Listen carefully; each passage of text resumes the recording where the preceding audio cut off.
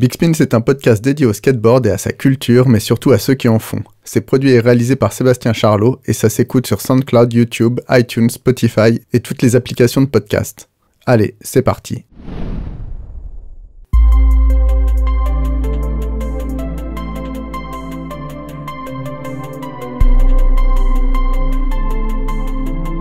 Aujourd'hui dans Big Spin, on est avec un skateur niçois qui est désormais connu et reconnu comme peintre et street artiste de Biarritz. À 15 ans, il se consacre au skate et se fait violence pour affronter le monde, et de fil en aiguille, il s'imposera et aura l'occasion de découvrir de nombreux pays, jusqu'à faire un wall ride sur la muraille de Chine. Avec lui, on va parler de Tag, de Calder et de Picasso, de Karim Campbell, de Bastien Salabanzi, de surf avec Lucas et Beignat, de Laurent son père et Charlie sa fille, du Prince de Monaco, de Fred Constant et Seb Dorel.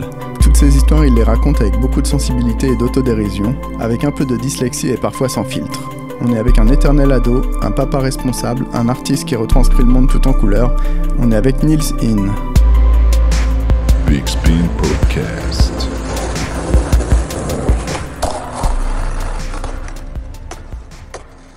Bon bah, bonjour Nils. Salut Seb. Merci d'être venu jusqu'à chez moi pour ce Big Spin.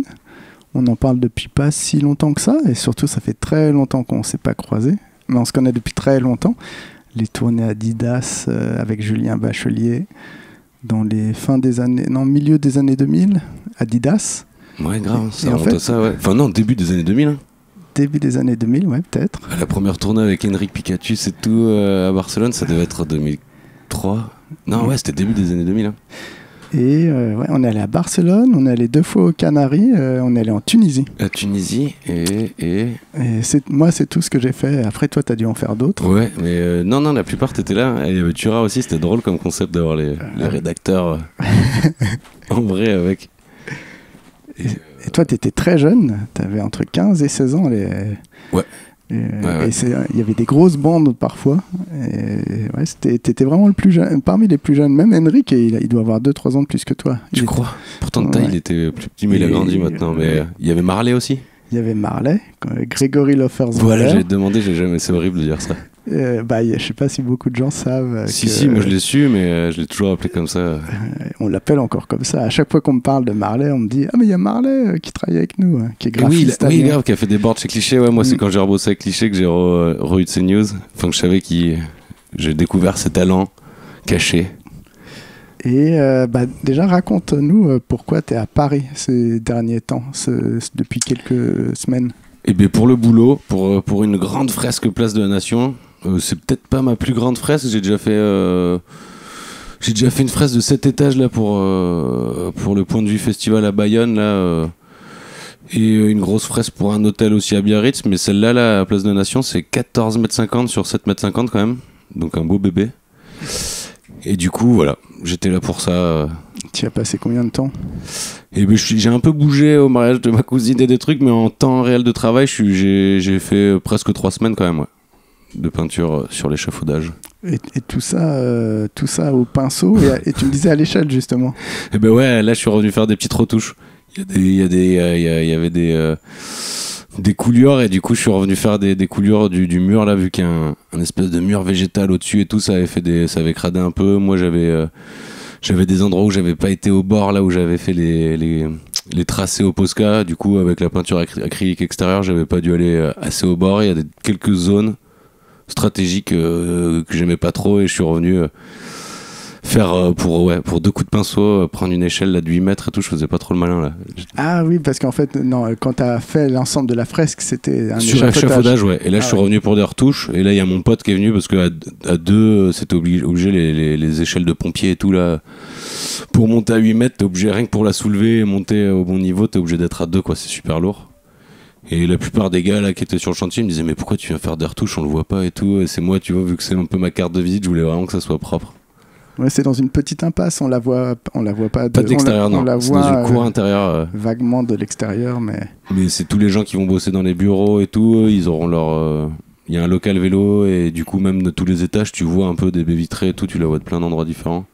En tout cas, c'est impressionnant, et c'est juste à côté du skatepark d'Avron. Mais ouais, elle est cachée. Ouais. Souvent, les gens ils me disent sur les réseaux et tout, ils me disent comment on peut aller la voir et tout. Et en fait, non, c'est private. Tes nombreux fans des réseaux. Ouais, non, sur Insta, je suis un peu à la masse et tout, mais c'est cool, les gens qui me suivent et tout, au moins, c'est pas que des ordinateurs et tout, ils me parlent vachement, c'est une communauté cool. Bah donc ouais, t'as un parcours riche en événements. Là, on a mangé ensemble, on a discuté 2 bonnes heures, on a refait un bon tour. T'as fait tes devoirs. Ouais, j'avais fait ma checklist avant que tout arrive, et du coup, on en a un peu parlé. C'est vrai que j'ai l'impression que l'interview, on l'a déjà fait en vrai. Je t'ai déjà mangé le cerveau 2 heures. Et c'était cool. Pour commencer, bah voilà, parle-nous donc t'es un enfant de Nice. Et ouais. Pour moi, t'étais resté un petit biarro de Biarritz. Et ouais, tout le monde me voit comme un basque, mais pas du tout. Pas du tout. Une fois, j'étais avec Dorel, les gars ils disaient il a trop une tête de basque et tout. Et non, pas du tout. Je suis un niçois. Alors vas-y, raconte-nous Nice et puis les débuts dans le skate où j'étais même surpris que tu étais si jeune là-dedans. Ouais. Bah ouais, moi alors j'ai noté 94, mais faudrait voir. Mais je pense la première board que j'ai eue à Nice avec mon frère et tout, il m'avait offert ça un birthday, c'était en 94. Mais après, j'ai eu justement... mes parents, ils ont eu un appartement au 7e étage là, qui avait vue sur le musée d'art moderne, là où il y a des cœurs en marbre et tout. Et c'est là, genre en fin 94 ou 95, que j'ai dû m'y mettre à fond. Où justement, après, j'ai eu ma première board... pas Décathlon, c'était Gospar à l'époque. Avec un dessin, bref, ouais, ça devait être un truc Dragon Ball Z ou un truc claqué au sol, mais j'avais un double nose, quoi. Que la première, c'était les trucs Carrefour, là, avec les protections de truck en plastique rose et les bords jouets, quoi. Et quand je suis descendu avec ça sur le spot avec mon père, les gars, ils nous ont dit non, mais c'est fini, quoi. Maintenant, les boards de street des années 90, c'était double nose, quoi. Mon père, il avait fait un peu de skate, mais c'était les boards de slalom un peu du Maroc quand il surfait. Les années 70. Ouais, voilà, où il n'y avait pas de nose, c'était vraiment les planches Dogtown et tout, quoi. Et du coup, lui, il descendait avec moi parce que je n'osais pas y aller tout seul et tout. Lui, il faisait un peu des wheelings à un pied, tu sais, des trucs freestyle et tout qu'il avait pris à l'époque de surfeur. Et du coup, vite, il a essayé de faire. Ils nous ont montré comment on faisait les ollies et tout, et on a capté qu'avec ma board ça marchait pas, donc ils m'ont chopé une board. Et de là, j'ai commencé. J'ai jamais lâché depuis cette période. Mais là, à quel âge t'as quel âge en 94? Mais là, je devais avoir 8 ans et demi, 9 ans, ouais. Moi, j'étais tout petit, mais après, ça a mis du temps, ouais. Je skatais que sur ce spot, quoi. J'étais vraiment, vu qu'ils pouvaient me checker du balcon, tu sais, ils me laissaient sortir et tout. Et comme je te racontais l'anecdote et tout, moi, il y avait pas de gars de mon âge, tu vois, qui skataient. Et c'était que des mecs, tu vois, qui buvaient, qui fumaient, des bangs, des trucs de ouf, tu vois. Moi, je voyais ça de l'extérieur, j'avais l'impression d'être dans Kids, tu vois, le film des années 90, tu vois, je voyais ça. J'avais pas encore vu le film à l'époque, mais quand je l'ai vu après, je me disais, ah, mais c'était trop ça, ce que j'ai vu du début du skate, quoi, dans les années 90. Les gars, ils étaient. Sur la place, avec des bouteilles. Des bangs, des bouteilles et tout. Mais ce qui était bien, ça streetait, ça flattait.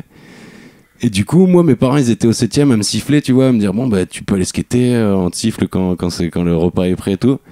Et moi, je disais trop des mythos, j'étais un peu Serge le mytho. Genre, les gars, quand ma mère, elle sifflait, j'attendais 5 minutes. Et j'allais voir les gars, je disais, bon, les gars, je retourne à l'orphelinat et tout, tu sais, pour m'inventer une vie de thug, tu vois. Et les gars, ils grillaient trop, tu vois, que mes parents m'avaient sifflé avant, mais moi, j'étais persuadé, tu vois, qu'ils croyaient tout ce que je disais.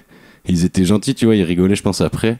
Et c'est un jour, bien des années après, ou quelques années après, quand je graffais. Non, même pas, c'était quelques mois après, j'avais un posca, j'essayais de faire comme eux de taguer. Et je crois que je taguais TOS sur mon grip ou sur une poubelle, tu vois. Et il y a un skater là, je crois que c'était Raph. Il vient me voir, il me fait, ah, tu graves TOS? Il me dit, c'est bien et tout. Il me dit, mais tu devrais taguer Mytho. Et j'étais là, ah ouais, ça claque et tout, comment ça s'écrit? Il me dit, ouais, MYTHO et tout. Donc le soir, mon père, il me voit graffer Mytho. Il me dit, mais pourquoi tu graffes Mytho? Et j'étais là, bah, je sais pas, le gars, il m'a dit que ça m'allait bien et tout. Il me dit, oh là là, tu dois raconter trop de conneries en bas et tout. Et du coup, j'étais là, oh putain, en fait, du coup, ils savent que j'étais démasqué, tu vois. Après, du coup, j'ai arrêté de me faire des histoires parce qu'en fait, je me suis dit, mais en fait, ils captent que je suis un gamin qui me s'invente une live de thug, tu vois. Mais des années après, on a fait des tournées de skate à Nice et les gars, ils me disaient, oh, on se rappelle encore de toi et tout. Ils me ressortaient des anecdotes et j'étais là, oh putain. Mais c'était drôle, ouais, j'avais 9 ans, quoi. L'âge de ma fille aujourd'hui, quoi. La petite Charlie. Ouais, Charlie, et elle aussi, elle a une bonne imagination et tout, donc c'est pour ça souvent quand elle marseillise un peu et tout, je lui dis rien parce que j'ai fait bien pire en vrai, quoi. Et est-ce que tu te souviens de ce que tu vois autour de toi, les boards ou les vidéos, si tu peux situer par rapport à ça? Eh bien alors moi, quand j'ai commencé le skate, il y avait Toto, JD, Ahmed, plein de skateurs assez âgés, je sais pas quel âge ils avaient, mais je pense. Toto, je sais pas, c'est celui qui avait fait Four Wheels, je connais pas son nom de famille. Sébastien Tocalian. JD, après, je sais qu'il a eu un skate shop aussi à hier, mais bon, c'était un peu c'était les 3 skateurs pour moi qui me marquaient, qui faisaient trop bien des wheelings de je sais pas combien de kilomètres. Toto, il faisait du curb à fond. JD, il avait un pop de ouf, il sautait des poubelles debout en flip ou en flipback. J'étais là, enfin, ça m'a trop impressionné. Et du coup, pourquoi... Ah oui, tu me parlais des vidéos ou des trucs... Est-ce que tu te souviens à peu près quelle période c'était et si t'as des boards les en boards mémoire... à l'époque, c'était... il y avait, je me rappelle les graphismes et tout. Moi, c'était surtout World, avant que ça soit Wet Willy et tout. Moi qui me marquais cette marque-là, il y avait des... Ils faisaient des graphismes avec Shredder ou Tortue Ninja, mais version comme les dessins des pochettes d'albums du Wu-Tang et tout. C'était pas encore trop kids. Après, je crois qu'ils faisaient déjà le logo avec le diable et peut-être des Flamboys, mais c'était pas que ça, World Industry encore. C'était ouais, milieu des années 90. Et non, et les vidéos, ça c'est ouf. Mon père, vu qu'il il connaissait un peu les skateurs et tout, il descendait pour skater avec moi ou pour me checker ou même pour... Enfin, je pourrais pas dire pourquoi. Il allait chercher des trucs pour ma mère, tu vois, et c'était drôle. Du coup, une fois, j'avais une angine ou je sais pas, j'étais malade. Non, j'avais la varicelle. Et il dit, ah, j'ai croisé Toto, il m'a donné une VHS où il y a 2 vidéos de skate.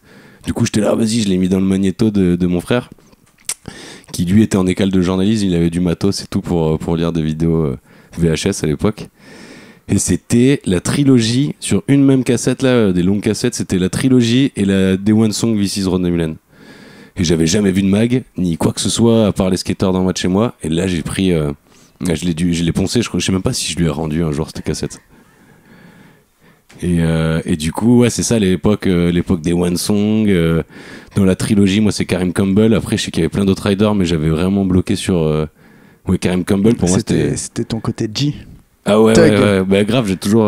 je pense que indirectement, même maintenant, je mets encore des baggies, des grosses choses et tout. Genre, à l'époque, je me rêvais d'être un Renoir et de skater genre en mode...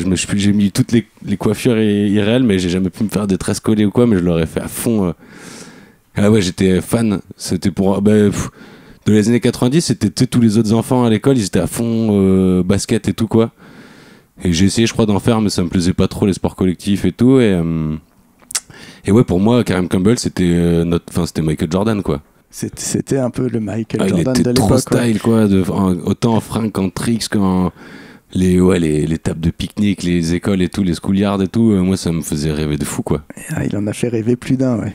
Et après, Day One et tout, c'était un autre délire, mais pareil, les montages et tout. Je crois que dans la Day One, il y avait déjà JB à Hôtel de Ville. Enfin, il y avait une partie où il y avait vraiment plein de skateurs. C'est possible que JB. Ouais, je l'ai redécouvert après ça, qu'il était dedans là quand j'ai bossé pour Cliché là, quand on a skaté ensemble et tout. Il me reparlait de ça. J'étais là, ouais, il était déjà dans la Day One Song et tout, ma première vidéo.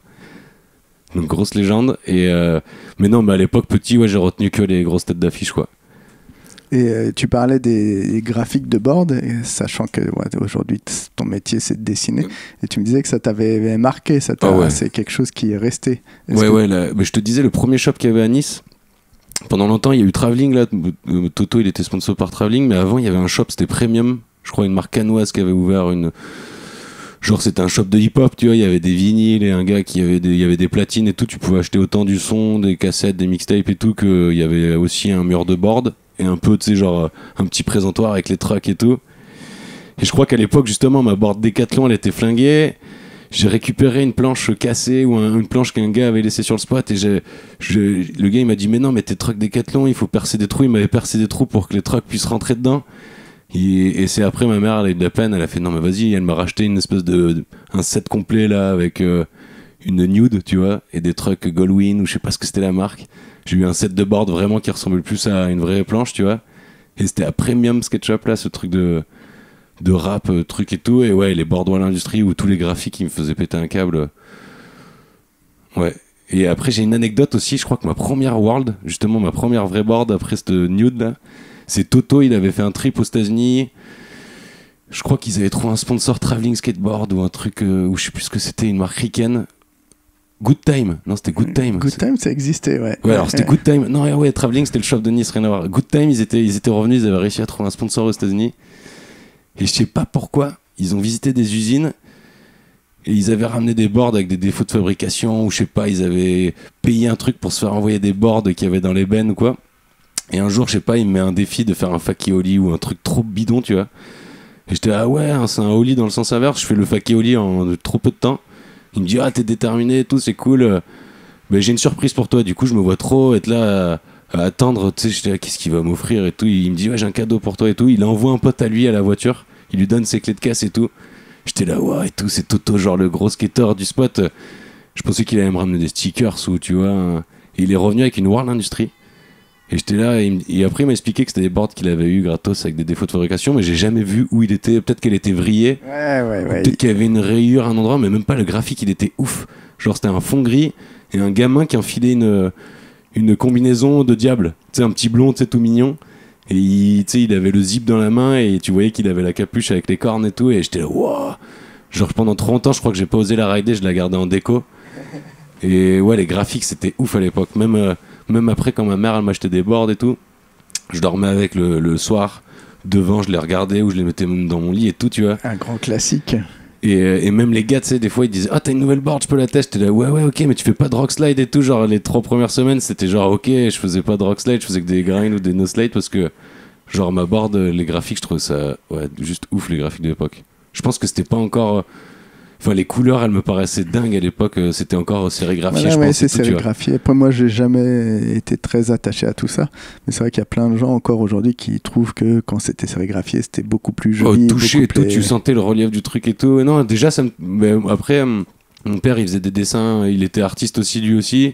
Mon grand-père, il était architecte et tout. Donc, je pense que j'ai toujours été sensible déjà, vu que mes parents, ils dessinaient des trucs de ouf et tout. Et mon grand-père aussi, il faisait des plans d'architecte et des.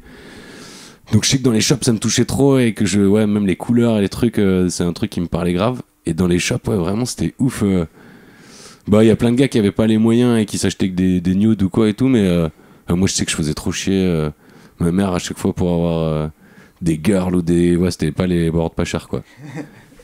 On est tous passés par là. Ah là ouais, laisse tomber, j'étais sponsor. Et nos parents ont toujours été assez surpris de. Mais ce qui m'a permis après, en plus les gars. Vu que c'était un peu Nice, c'était un peu pas comme Cannes et tout, il y avait plein de skateurs, il y avait Sheriff, c'était un peu une Kaira et tout, mais il avait un style de ouf, il skatait avec des Lacoste, il avait des belles boards et tout, il skatait bien. Il y avait des gars un peu qui avaient pas les moyens, qui voyaient que mes vieilles boards, elles étaient chambées, tu vois, quand je changeais. Ils me disaient mais mec et tout, je t'échange des. C'est comme ça que j'ai découvert le Wu-Tang et tout. Il y a un gars, il m'avait filé plusieurs CD. Au début, je me disais il va me carotte, ils vont être rayés les CD. En fait, non, même pas, tu vois, ils étaient bien. Et il m'échangeait contre des vieilles boards ou des trucks ou des roues que j'avais, des CD de rap US, tu vois. Et là, maintenant, je le réécoute à fond et j'ai redécouvert. Je crois que Chocolate, ils ont ressorti une board où il y a le Liquid Short, là, cette pochette là où ils sont sur des chéquiers et tout. Ouais, de Genius et tout. Mais genre, ça, ce CD, je l'avais changé contre une board et tu vois, même ça, la culture musicale, je l'ai eu comme ça en échangeant du matos et tout. Putain, c'est fou, ouais. Après, avec mon argent de poche et tout, moi, j'avais dû m'acheter, genre, IAM, l'école du micro d'argent et tout, mais tout ce qui était culture US. C'était les skateurs, tu vois, qui m'ont dit. Même le gars qui m'a échangé le CD, il me dit fais gaffe, tu sais, JD et tout, le skateur qui skate bien, c'est son album préféré et tout, quand il va savoir que t'as cet album et tout. Du coup, j'étais là, ouais, JD, il kiffe ce son là. Et du coup, j'écoutais ça, on me disait, attends, les skateurs, ils écoutent ça. Et peut-être qu'à l'époque, je me rendais pas compte vraiment, mais des années après, j'avais encore les scuds et je me disais, j'ai des sons, c'est des sons qui ont jamais vieilli, quoi. Ça, c'est quand même l'âge d'or du hip-hop new-yorkais. Et j'ai pas connu comment il s'appelle là, Hunter the Transition Bar, là, celui-là, tu vois, on l'a écouté à fond après. Mais moi, mon premier album du Wu-Tang, c'était Liquid Short. Ouais, qui est quand même un classique. De ouf. Mais même le graphisme, il me fait vachement penser au graphisme qu'il y avait sur les boards à l'époque, tu vois. Ouais, il était beaucoup plus dessiné et BD que le reste du Wu. Même les dessins de World ou de certaines marques, c'était cartoon certains, mais il y en avait, elles faisaient trop hip-hop. Mais après, Money, ils sont vachement inspirés du Wu-Tang. Mais c'est rigolo, c'est 95, je crois, Liquid Sword. Et lui, je sais pas pourquoi il m'a échangé. J'ai jamais compris, tu vois. Il aurait pu me mettre une carotte, à me filer des CD et tout, mais. C'est des CD volés à la Fnac. Je pense que tout simplement, il avait en double. Il avait volé 2 fois. Parce que ça coûtait tellement cher, les CD aussi. C'était très cher, donc bon. Du coup, j'ai commencé comme ça, à échanger des trucs. Et après, il y a eu mon cadeau. Ah non, mais c'est ça, il y a eu mon cadeau d'anniversaire, je vois sur ma checklist. En 97. Justement, juste avant de partir de Nice, Moi, je suis du mois d'octobre et le Short Brain, là, 97, c'était c'était l'été, quoi. C'était contest de Montpellier, le fameux contest de Montpellier. Ouais, où tout le monde le ressort souvent dans les interviews. Tout le monde y était d'une façon ou d'une autre à ce moment-là, mais moi, c'était celui-là de 97 où il y avait les modules bleus, là, tout neuf et du coup, mes parents ils me disent ah ouais, on a entendu parler de ce festival pour ton anniversaire, vas-y, on va voir la compétition de skate et on te paye l'inscription et tout, parce que vu que je sais pas, j'avais peut-être skaté une fois un skatepark à Cagnes-sur-Mer ou deux, et j'étais là ouais, ils étaient chauds de m'amener skater à un skatepark, tu vois. Et en fait, c'était un festival de musique, graffiti. Ouais, il y avait vachement de musique, il y avait du graffiti. Je crois qu'il y avait déjà la True School, enfin il y avait des murs entiers de gars qui faisaient du graff et tout. Moi, c'était la première fois que je voyais autant de. Parce que moi je connaissais les skateurs qui faisaient des flops ou quoi, mais là c'était vraiment des graphs de ouf et tout. Mais bon, moi à cette époque-là je m'en foutais un peu, c'était vraiment la partie skate qui m'intéressait, quoi. Là t'as 10 ans, c'est l'anniversaire de tes 10 ans. C'était la veille de mes 10 ans, moi je suis du mois d'octobre, donc c'était à la fin de mes 9 ans, quoi. Et tous les skateurs ils étaient là, ouais, tout, tu vas au Short Brain et tout. Du coup mes parents ils avaient amené des skateurs pour le festival musique et pour voir le contest, on avait pris Laurent. Et c'est tout, je crois. Enfin, il y avait un skater, en tout cas, sûr, qui était venu avec nous, qui avait fait le voyage, et qui était, putain, mais tu te rends compte, tes parents, ils te payent ça et tout. Et même après, au contest, quand ils voyaient que je faisais le contest, j'étais trop nul, tu vois, je faisais vraiment. T'as 10 ans à un contest de skate où il y a Karim Campbell. Ah oui, c'est ce que je te racontais tout à l'heure. En fait, moi, à Nice, une fois, j'ai capté que j'étais pas si fort que ça, parce que, tu vois, raconte déjà que c'est le contest où Bastien a percé, je pense. Ouais, Bastien, il est arrivé, il a tout cassé. Il était très petit aussi. Je l'avais déjà croisé avant, donc je savais que lui, il allait être là. Mais moi, quand je quittais à Nice, ouais, justement, je croyais que j'étais un boss. Genre, je sautais 7 marches, ouais, les 3 blocs de Masséna, je crois que ça faisait 7 marches un peu longues. Je faisais flip grind back, varial flip, enfin plein de petits tricks, tu vois. Mais vu qu'il y avait personne de mon âge qui skatait, que c'est les gars les plus jeunes, s'ils avaient 15-16 ans, moi, vu que j'avais 9 ans, je me disais, oh, je suis un boss et tout. Et un jour, il y a Bastien, je crois, qui est venu vite fait une après-midi. Bastien Salabanzi. Ouais, Bastien Salabanzi qui est venu et qui, lui, déjà, je crois qu'à l'époque, il faisait flip back, flip. Il faisait qu'il y avait de tricks en curve et tout. J'étais là, ah ouais, lui, il a le même âge que moi. Et genre, il vient de Toulon. Et du coup, j'étais là, ouais, en fait, il y a d'autres gars qui skatent jeunes aussi, super bien, tu vois. Et quand je suis arrivé au Short Brain, lui, lui, c'était son année où il s'est fait repérer, justement. Et moi, je faisais le contest, j'étais déjà trop content de voir. Ah oui, l'anecdote, c'est ça, c'est mon père. Quand on arrive, il m'inscrit, j'ai le bracelet et tout. Moi, je skate un peu le parc et il me dit, putain, j'ai vu un gars skater et tout. Je crois qu'il y a Karim Campbell qui est là et tout. Et je fais, bah, t'es ouf, c'est un Renoir qui a un style un peu genre hip-hop et tout. T'as dû croire que c'était voilà, Karim Campbell, mais c'est impossible qu'il y ait un ricain à ce contest. Tu vois, je lui ai dit, je lui ai dit, t'es ouf. Et en fait, il s'avérait que c'était vraiment Karim Campbell et que tous les autres ricains. C'était des vrais ricains, en fait, c'était pas des. Il y en avait un paquet, ouais. Et même Yann Garin, je pensais que c'était. Tu vois, il y avait Louis Pa, Marc Aziza et tout, même eux, pour moi, c'était des ricains, tu vois. Genre, je crois que Yann, je pensais que c'était, tu sais, celui-là qui était dans les 411, qui avait une queue de cheval de ouf, qui faisait des wheelies. Ouais, je crois que c'était lui. Tu vois, des années après, je connaissais pas encore que c'était, et j'étais là, je voyais des vidéos, je me disais, ah, lui aussi, il était au Short Brain, tandis qu'en fait, non, c'était Yann. Louis Pa, je devais croire que c'était Danny Soupa ou des trucs comme ça, tu vois. Et même, tu vois, Moïse Icon, il y avait plein de gars, des ricains que je voyais qui étaient forts, des Canadiens ou des ricains. Mais c'est que des années après où j'ai maté des Transworld ou des trucs où je me suis dit, ah ok, ils étaient en 97 à ce contest, quoi. Ce contest, il a vraiment marqué ce côté. Parce que je crois que j'ai vu que des ricains après que dans les années 2000, très tard, tu vois, quand j'étais chez Split ou quand j'allais à la Mystic Cup. Je sais pas quand c'est que j'ai revu des ricains pour la première fois en contest. C'est vrai qu'aussi les images elles sortaient beaucoup plus tard en vidéo et même dans les magazines. Ah, c'était en juillet et puis ça sortait peut-être en janvier enfin, on voyait beaucoup plus tard donc dans tous les cas. Ah, mais même moi à l'époque je crois que j'achetais pas de mag. Hein. Je crois que c'était Sugar. Sugar de toute façon c'est 98. Ah donc, non. Attends, les premiers mags que j'ai eu moi.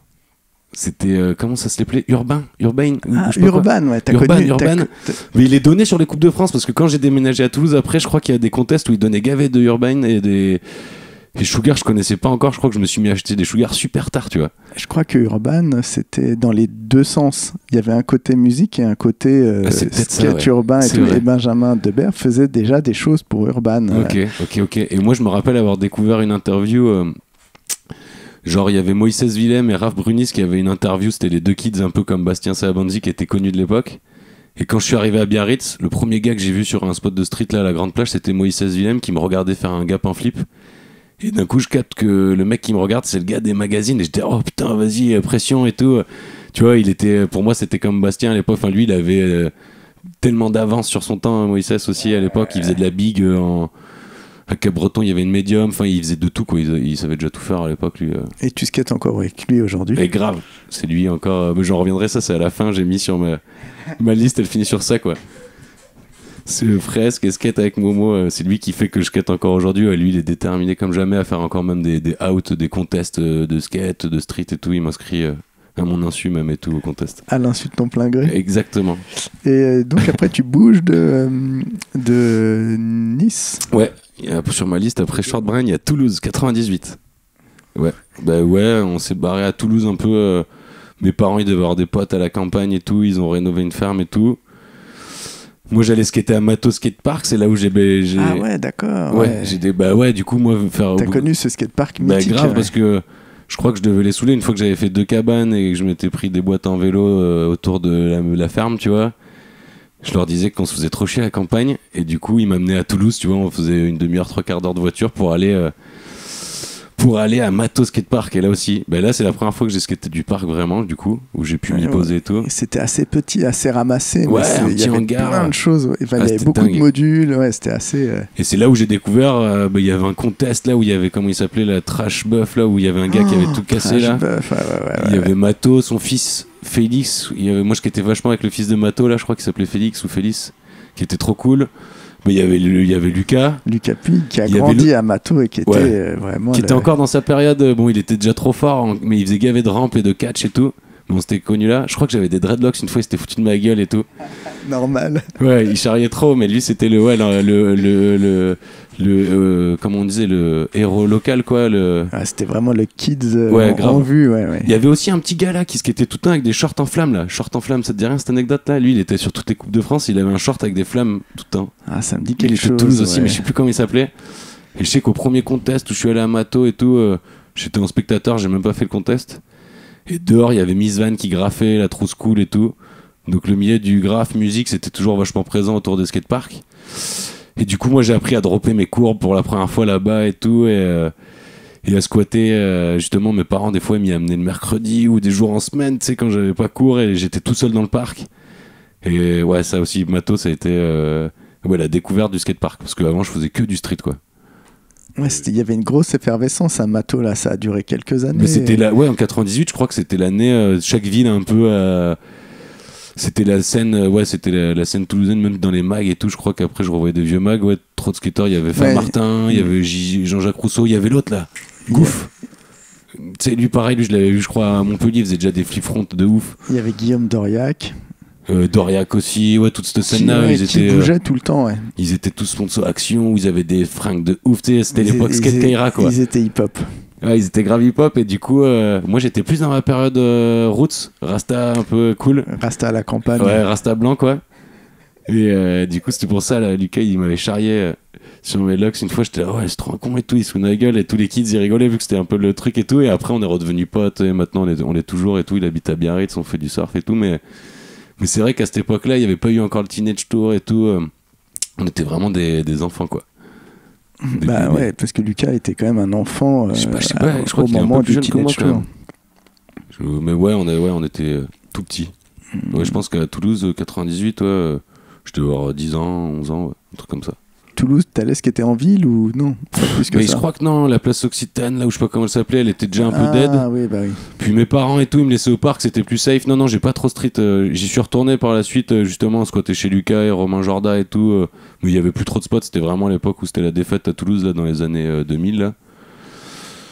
Et non, j'ai pas trop streeté. Et du coup, mes parents, ils ont vu que ça me saoulait à la campagne et tout. Et un jour, je crois que mon père, il a été faire des décos. Ils sont partis en week-end. Il a bossé pour fabriquer ou faire des décos sur les planches de surf. Ils m'ont dit, ah, vas-y, on va retourner faire des planches de surf. Viens avec nous un week-end. Et à la fin du week-end, ils m'ont dit, tu crois que ça te brancherait d'habiter à Biarritz? Enfin, à l'époque, c'était à Anglette qu'on avait été.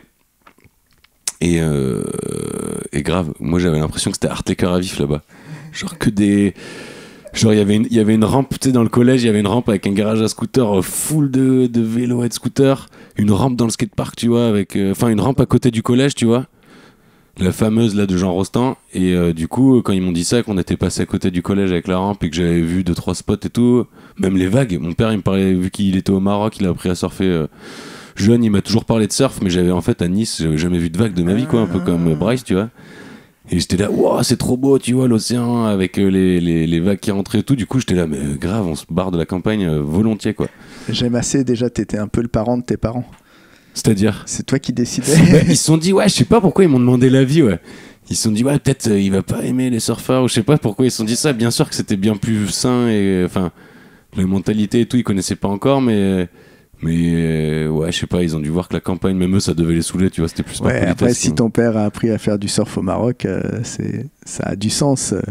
Mais lui, je crois il rénovait il était plus à rénover, à faire, être dans le bâtiment et tout à Toulouse, ça devait mieux gagner que de faire les décos de planche de surf. Mais là, il a rencontré des shapers qui lui ont dit non, mais ici, on a plus de gars qui font des sprays ou des décos au Posca. Du coup, il a vu qu'il pouvait se faire quand même des sous en venant faire des décos sur les planches de surf, parce que ma mère, elle avait arrêté de taffer et tout, elle tenait des boutiques à Nice de prêt-à-p.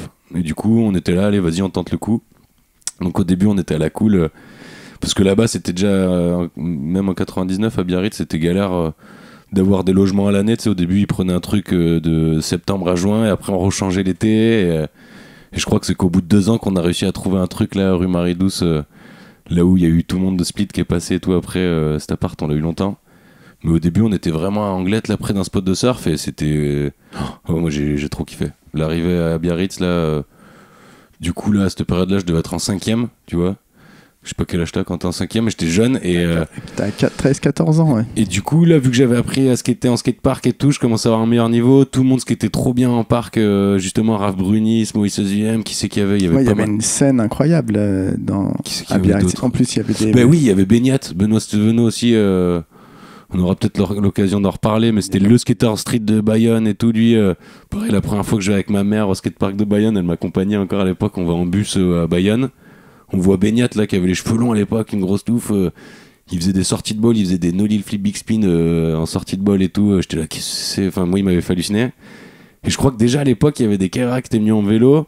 Tout le monde s'était barré du parc et eux, ils avaient fini à se battre avec les Kaira, tu vois, et 2 autres adultes, tu vois. Je crois qu'il y avait peut-être Abdou aussi à cette session. Abdoulaye Mbaye. Et en bus, après, je les avais revus passer, tu sais. Je sais pas, non, je pense pas qu'il avait de coca, Beignat, mais j'étais là, putain, lui, c'est un ouf et tout. Il s'est battu dès la première session. Même ma mère, elle m'a fait, bon, ben, Bayonne, je sais pas si tu y retourneras tout seul, je viendrai avec toi. Et en fait, de toute ma vie, j'ai jamais revu une baston à Bayonne. C'est juste que j'ai pas eu de chance, tu vois, c'était quand même un parc assez safe. Mais du coup, je m'étais fait une image de Beignat dès la première fois que je l'avais vu. Ben, il a cette réputation-là, tandis qu'en fait, c'est un gros gentil et un super bon skater. Mais tout le monde souvent se dit, waouh, lui, c'est un ouf et tout. Hein, c'était drôle. Il a une réputation de très bon skateur et ça fait longtemps qu'il est là. Ouais. Moi, je l'ai jamais vu, j'en ai toujours entendu parler. Ouais, c'est une légende, ouais. Ouais, à Bordeaux et tout, souvent on m'en parle. Il venait skater souvent. Il allait souvent à Paris, il est pas trop venu et tout. C'est Abdou qui est monté à Paris. Mais à Bordeaux, il a mystifié plein de monde en mode Penny et tout. Il venait pas, il avait des. Enfin, moi j'étais pas là à ces sessions-là, mais tout le monde m'en parlait que genre. Il avait des chaussures de ville et tout. Il skatait en Nike. Ouais, ou même pas des trucs, mais des trucs où tout le monde disait, ah, c'est pas un skater, il prenait la board 10 secondes de quelqu'un dans le parc, il faisait des trucs en wheeling ou des tricks en cœur de ouf. Et du coup, tout le monde en parle encore maintenant, ouais. Et après, les autres, parce qu'il y avait un peu des gardes-clochers, genre Beignat, il skatait pas à Biarritz. Les skateurs de Biarritz, ils allaient à Bayonne que pour les compètes et ils gagnaient. Du coup, je pense que c'est pour ça qu'il y avait un peu une guéguerre. Les gars, ils se disaient, ouais, ils sont déjà sponsors. En plus, quand ils viennent, ils gagnent les compètes. Et moi, j'habitais à Anglette, j'étais un peu en terrain neutre, quoi. C'était un peu la Suisse, tu vois, entre Biarritz et Bayonne. Du coup, moi, il me faisait, enfin, j'étais une pièce rapportée. On se connaît, je venais d'arriver dans la région. Et quand j'ai commencé à faire les contests, moi, vu que j'étais tout le temps avec Moïse et que je gagnais les trucs en moins de 16 et tout, ils m'ont mis en mode, ouais, toi, t'es sponsor, contest boy et tout. Que Abdou, Beignat et tout, c'était très street. Ils étaient un peu anti-conformistes, tout ça, comment on peut dire. En tout cas, ils étaient pas dans ce système de contest et de. Eh ben, il y avait eu le Teenage Tour, justement. Ouais. Beignat, il avait pas fait le Teenage Tour. Je crois qu'à l'époque, il y avait tellement peu de contests, ça avait pas eu lieu à Bordeaux. Donc Sergio, qui était descendu de Bordeaux, lui qui est de Bordeaux. Sergio Cadare. Ouais, lui, il était descendu faire le Teenage Tour. Parce que le Teenage Tour, en gros, c'était une compète. L'année d'avant, c'était Lucas qui avait gagné, justement. Genre, tu avais une compète dans ta ville et tous les gagnants ou les 3 premiers partaient à Paris pour faire le contest final et tu gagnais un sponsor ou un truc comme ça, je crois. Tu gagnais un an de sponsor avec Board, V7 shoes et la compète, quoi. Et c'était vraiment un moyen de se faire reconnaître. Il y a beaucoup de gens qui sont passés par ce truc-là. Ouais. Je sais pas combien il y a eu d'années de Teenage Tour, mais moi c'était la 2e année. Du coup, énorme. Moi je fais le contest, je finis 2e. Le premier c'était. Mais c'est Abdou qui a gagné. Ouais, bah Abdou, il Abdou, fait il a partie du Teenage Tour aussi. On Ouais, l'a grave, on il a l'a connu gagné. comme ça, ouais. Eric Antoine a fait les premières photos d'Abdou au Teenage Tour. Ah ouais, et... ouais, mais pourtant, tu vois, il était tellement pas parc. Mais après le parc de Bayonne, il y avait du curb et plein de trucs alternatifs. C'était un parc un peu space.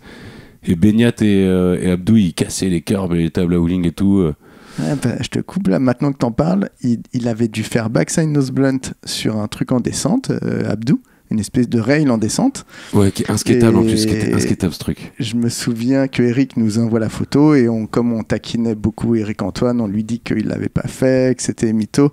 Et je me souviens d'avoir appelé Abdou et de lui dire écoute, on a cette photo et il était très très jeune. Et il me dit si, je l'ai fait, je vous jure, tu vois, il y avait un C'est truc. quoi, Abdou sur ce rail? En plus, c'était tu sais, c'était les parcs Kuhn. Parce que ce qui est rigolo, c'est que j'ai eu un atelier, mon premier atelier d'artiste, c'était dans les. Requiem, lui, il s'est fait former par le gars qui faisait c'était Didier Kuhn, qui faisait les modules en plastique, c'était armature bois métal. Il y avait un espèce de revêtement en plastoc là de l'époque là, et c'était une espèce de courbe plan incliné, mais tout petit le plat. Et justement, quand tu plaçais tes pieds, t'avais un tout petit plat et le rail il était mais super raide, super court. Et Abdou, Backnose Lunge, j'ai déjà vu faire, et même à l'époque, tu sais comment ça s'appelait, Sugarcane là, Hurricane. Genre, ils étaient Hurricane déjà à l'époque. Et genre, quand j'entendais les noms des tricks, j'étais là, mais c'est quoi ces noms? Je savais même pas je savais même pas que ça s'appelait comme ça, tu sais, des tricks c'était des tricks de Ramp Rider pour moi, après Sugarcane, Hurricane et tout. Ouais. Et lui, il était, mais ouais, franchement, Abdou et Beignat, ils étaient grave en avance, ils étaient super tech de ouf. Et du coup, le Teenage Tour, maintenant je peux le dire, il y a prescription et tout, mais je crois que Beignat, il était sponsor en plus chez V7. Mais lui, vu qu'il voulait pas faire le contest et qu'il voulait. Je crois qu'il avait tagué V7 enculé sur les curbs. Et genre, Gambor, il était blasé quand il est arrivé. Il a fait oh les bâtards et tout. Et il avait waxé les réceptions de curb, mis de l'huile devant des courbes, un peu comme le parc qu'on était tout à l'heure là. C'est pour ça m'a fait penser à ça. Et du coup, les gars, je crois qu'il y avait Bertrand Soubrier, je sais plus qui, plein de riders de chez V7 qui avaient trouvé du sable, qui avaient essayé de sauver le contest comme ils pouvaient parce que c'était pas praticable quand ils sont arrivés. Ils ont fait putain, mais les basques et tout, tu vois, les basques, tu sais, genre c'était baignade quoi. Et ils étaient là, putain, ils nous ont trop mal accueillis, tu sais, c'était le seul contest, normalement tout le monde les accueillait comme des dieux. Et là, il y avait tagué V7 enculé et tout. Beignat, il a même pas fait le contest, il a quand même fait des tricks entre les runs de ouf, je me rappelle là. Et du coup, ouais, moi j'ai fini deuxième. Il y avait Abdou premier, moi deuxième. Je crois que j'étais déjà vite fait chez Adidas à l'époque en plus, parce que quand j'avais été à Paris, et genre Gambor il avait fait non, mais toi t'es déjà chez Adidas, normalement t'aurais pas dû faire le contest et tout. Mais j'avais genre vite fait des pompes. En tout cas, c'est bien une réflexion de Gambor. Ouais, et du coup, Sergio aussi, donc on était montés les trois à Paris, on était refaits. Et c'est l'année où c'est Stéphane qui a gagné la deuxième Stéphane année. Coup. Ouais. Ah ouais, d'accord. Oui, c'est l'année d'après Lucas. Ouais. Et je crois que ouais, c'était ça. Je crois que Lucas, l'année où il a gagné, c'était Girl et tout. Et là, je crois que tu gagnais Habitat et des trucs cool aussi, tu vois. Oui. On a moins parlé de Stéphane Coup Stéphane. après, mais... Stéphane, moi, je l'ai connu à Toulouse quand je faisais du snow et tout. Lui, il était déjà sponsor en snow. Il était trop fort. Moi, j'avais jamais trop fait de snow. Je le voyais à Aix-les-Thermes, une station de snow là, près d'Andorre. Lui, il était déjà, je sais pas, sponsor même en snow. Hein. Je crois qu'en snow, il était ouf. Et du coup, je connaissais un peu Lucas et un peu vite fait Stéphane. Et je crois qu'à la finale à Paris, j'étais là. C'était trop cool. C'était une période où. Bah là, il y avait toute cette bande de petits jeunes. Là, vous étiez à fond. Ah ouais, il y avait clair. Abdou. Il y avait qui c'est qu'il y avait d'autres. Je sais pas s'il y avait pas Max Prime. Enfin non, il y a trop de gars qui sont restés après, qui sont restés dans le skate et tout. On a entenu parler, qui ont été les magazines. Et c'était trop cool, ouais. C'était le premier contest où je montais à Paris, tu vois. C'était comme le Short Brain, ça a été un truc qui m'a marqué le Teenage Tour. En plus, t'es allé skater à Cosa Nostra il y a 2 jours. Ouais, grave. J'ai reskaté à Cosa la dernière fois. J'ai même gagné un contest d'ancien là, enfin un défi là, un challenge et tout. C'était drôle un matin là. J'ai gagné ma petite board choco et non, ça m'a fait bizarre d'y retourner. Il se rappelait de moi là, le gars du parc. Et même moi, je squattais chez Bachelier à l'époque, c'était lui qui gérait Adidas, tu vois. Julien Bachelier, ouais. Parce que du coup, après le Teenage Tour, j'ai dû faire, vu que c'était Jean, je sais pas quoi, un gars qui gérait Adidas, où j'avais des pompes Adidas, et du coup, je sais pas, un jour, ils ont dû me dire, va à Palavas-les-Flots, tu vois. Il y a un contest, le Fizz, c'est sponsorisé, il y a un bungalow pour les BMX, un bungalow pour les graffeurs, et on a un bungalow pour les skateurs, si tu veux faire le contest. Et du coup, c'est là où j'ai rencontré Julien Bachelier, qui est devenu mon team manager après. Et j'ai rencontré Seb Dorel aussi, j'ai dormi direct dans la même chambre que lui. Parce que j'ai dû dire que je venais du sud-ouest et que je surfais, que mon père surfait ou je sais pas quoi. Et direct, on est devenus potes, tandis qu'il avait presque l'âge d'être mon daron, tu vois. Il a l'âge d'être ton daron. Ah non, quand même non, pas. il est plus jeune que mon père, mais ouais. c'est la génération, enfin pas Doctin, non, Bones Brigade et tout ça, tu vois. Moi, je connaissais pas. C'est lui qui m'a appris tous ces termes-là et tout. Moi, je l'avais vu dans des catalogues Adidas. Je savais que c'était un gros ramp rider. Mais genre, je savais pas que c'était le premier gars à avoir fait 5-4 dans une big en France. Je savais même pas qu'il y avait eu des gars en France qui étaient dans la Bones Brigade et tout. C'est peut-être plus Bachelier, Seb, il s'inventait pas trop à l'époque, mais c'est après, tu sais, les gars, ils me disaient, mais tu te rends pas compte, Seb, et tout, il nous fait rire et tout, mais en fait, c'est trop une légende et tout. Et du coup, j'étais, putain, c'est cool, le gars. C'est ça qui est cool avec le skate, c'est que t'as beau pas avoir le même âge, dans les tournées de skate, tu peux être dans la même chambre qu'un gars qui pourrait tout être le ton monde daron. au même niveau. Ouais, et on rigolait, on avait des fous rires. Bon, après, Seb, qui ne rigole pas avec lui, mais. Qui ne rigole pas avec lui? Tu dois avoir une bonne anecdote sur Seb, là. Est-ce que t'as un truc de côté? J'en ai plein, mais. Les voix, tout le monde sait, enfin je sais pas, mais il savait trop bien imiter Eddie Murphy. Souvent il fait des speakers dans les contests et tout. Moi ça me faisait chier de rire. Tu lui parlais d'un dessin animé ou tu regardes un dessin animé, il arrive à imiter les voix super vite.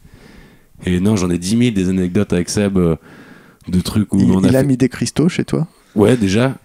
Il m'a remis les énergies bien et tout. Il m'a fait choisir un cristaux que j'ai mis sur mon chevalet pour peindre. Non, mais j'en ai plein. Quand il s'était déguisé en Père Noël là, pendant la première tournée Adidas, c'était trop drôle.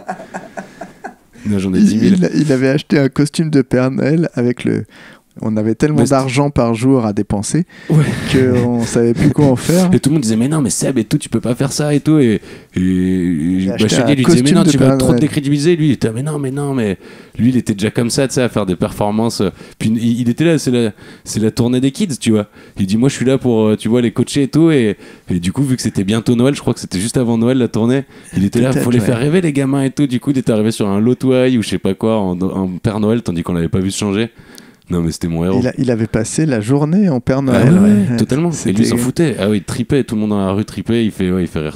Enfin, oui, il donne du bonheur à tout le monde. Et, j'ai même fait une expo avec lui. Bon ça c'est pas chronologique, ça arrivera plus tard, mais où lui il récupérait toutes les vieilles boards à Riot. Et on a fait une expo à Bordeaux, on en a fait une où je t'avais vu justement avec Soy et tout. Chez Auguste, ouais, dans un concept store à Paris. Donc non, Seb pour moi ça a été quelqu'un de super important autant dans le skate que même dans l'art, tu vois. Mes premières expos à Paris, ma première expo à Paris, je l'ai fait avec Seb Dorel, tu vois, le truc irréel, où il y a Bastien Salabanzi qui est venu jouer de la gratte. Il y a même des images de ça, ouais, c'est un drôle de... Donc Seb, il m'a amené dans plein de plans farfelus, mais au final, des trucs de ouf, tu vois. Darwin, au début, c'était même pas encore Darwin, c'était encore un hangar squatté, lui, il faisait déjà des DIY là-bas. Moi j'allais peindre, il m'a fait peindre les premiers spots à Darwin, des fresques de ouf qui étaient même payées. Hein. Il y avait Juppé qui était passé et tout à l'inauguration. Donc non, Seb, il est toujours plein de surprises. T'étais déjà dans la politique. Non mais c'est vrai que tout le monde était... Juppé passé serrer la main de tous les artistes qui étaient venus faire un truc à Darwin. Là. Je sais plus comment il s'appelle le boss là, de Darwin, mais bon bref, c'était trop cool. C'était super... c'était une super expérience. Seb, il m'a fait faire plein de trucs, même la musique et tout... Il est multi-instrumentiste. Ouais, grave. Multi-tout. Grave. Et c'est quelqu'un que tu côtoies encore toujours. Ouais. Ah oui, il est toujours super présent. Il vient souvent surfer. Il a une fille lui aussi. Moi aussi j'ai une fille et tout. Lulu et Charlie elles s'entendent bien. Du coup je le revois souvent. Et lui il est toujours dans l'événementiel à monter les boards pour les rampes pour Darwin et tout. Et à s'occuper du parc en mode Emir Costa Rica là, de Darwin avec la big et les conteneurs qui font la plateforme. Enfin ouais non il est très créatif. Ça a été un exemple pour moi, je pense, de voir des gars comme ça dans le milieu du skate. C'est ça qui a fait que j'ai eu aucun scrupule après à toucher à d'autres trucs, tu vois, à me dire que c'est pas parce que j'avais pas fait d'école de dessin ou d'école d'art. Parce que moi, du coup, on en était à sponsor Adidas, mais j'ai arrêté les cours, je crois, peu de temps après. Hein. Ouais, déjà, moi, je me souviens que quand tu venais en tour, donc t'étais vraiment jeune. Mais... Et je sais même pas si je crois que tu venais d'arrêter. Ouais, j'ai arrêté juste à 15 ans et demi, juste la veille que ça soit légal, tu vois, je pense que c'est à 16 ans que t'as le droit d'arrêter les cours. Ouais, non 16 ans, et bon, après, c'est pas évident, ouais, après de vivre... en tour avec des gens quand t'es plus du tout scolarisé. Enfin ouais, je trouve ça je sais que tu t'inquiétais pour moi, toi. Tu t'inquiétais pour moi, c'est vrai. Je me rappelle que tu me disais de faire gaffe et tout, mais moi, mes parents... Après, moi, je vous étais... il y en avait une partie qui était jeune. Et après, je pensais à ça là tout à l'heure et je me souviens, Julien Bachelier en bon chélois et mec super déterminé, on skatait de 10 à minuit. Je me souviens de lui avoir dit une fois, je lui dis écoute là, on est avec des... Il faut que les jeunes ils mangent là. Je vois ce que tu veux dire. C'est vrai que lui s'en balait.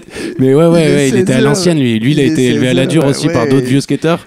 Puis ouais, à cet âge-là, ouais, c'est vrai que tu peux ne pas manger et tout, mais c'est vrai que toi, t'avais ce côté coach où tu gérais le truc en disant bon ben là, on fait une pause avant la session de nuit. Ouais, vous étiez jeunes quand même. C'est et vrai. puis, On était des gamins.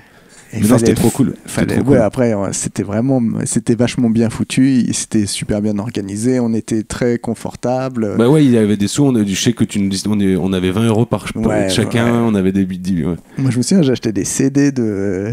Ouais, on avait des sous, musique c'était Adidas quoi. À l'époque, espagnole. c'était bon. Maintenant, c'est un autre délire Adidas, mais c'est vrai qu'on était les premiers à faire des tournées Adidas et c'était trop bien. Bah, c'était. C'était pas vraiment officiel en plus, il n'y avait pas de pub spécialement dans les magazines. Non. Il y avait encore des grosses chaussures dégueulasses où ils croyaient qu'il y avait genre une Marc Gonzalez, une Lance Mountain et une Mad Beach, mais qui étaient spéciales quoi. Ils avaient pas encore compris que des gazelles ou des sambas. Bah, d'ailleurs, je me rappelle, on chopait des sambas. Dans les catalogues, on chopait des chaussures de handball parce que les chaussures skate, elles étaient trop grosses quoi. Ils croyaient qu'on allait marcher sur la lune. Je me quoi. souviens de toi avec des samba ou des superstars. Ouais, grave, il y en avait une autre là, c'était celle que tout le monde avait. Anthony Lopez, il en avait là, elles étaient trop belles. Il y avait un modèle qu'on a eu pendant 2-3 ans qui était ouf.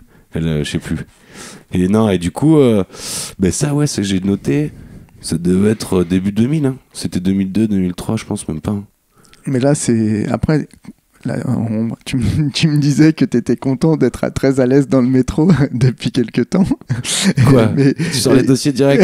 Voilà, je sors les dossiers. Mais quand tu étais projeté dans ces tours de skate et tout, ça devait être quand même perturbant. Bah, c'était cool parce que non, c'est ça qui a fait que j'ai souvent eu peur du métro solo, c'est parce qu'en fait les tours skate, tu voyages partout dans le monde, mais t'es toujours entre skateurs, il y a un team manager qui gère le truc, t'arrives à l'aéroport, on a déjà ton billet et tout. Donc j'ai souvent pris cette habitude, après même en étant artiste, de laisser faire les autres pour moi. Et du coup, depuis peu là que je fais un peu tout seul, j'étais un peu stress au début, mais après justement tu prends confiance à faire les trucs tout seul et tout. Mais le métro, j'avoue que là quand je faisais ma fraise, tout le monde me disait et tout, c'était pas trop dur la fraise de 14 mètres et tout. J'étais là, si c'était cool là le tracé, je l'ai fait sans rétroprojecteur et tout. Ça allait, mais par contre j'ai pris le métro tout seul, j'étais plus fier de ça que de faire une fraise de 14 mètres, ça m'impressionnait plus, tu vois. Mais parce que j'ai cette habitude-là d'artiste, cliché de l'artiste ou cliché du skater un peu qui est... Quand tu voyages, tout le monde me dit putain, mais t'as voyagé partout dans le monde, tu dois être trop à l'aise et tout. En fait, non, les tournées skate, c'est un délire. Tu suis le groupe, quoi. Tu suis le mouvement.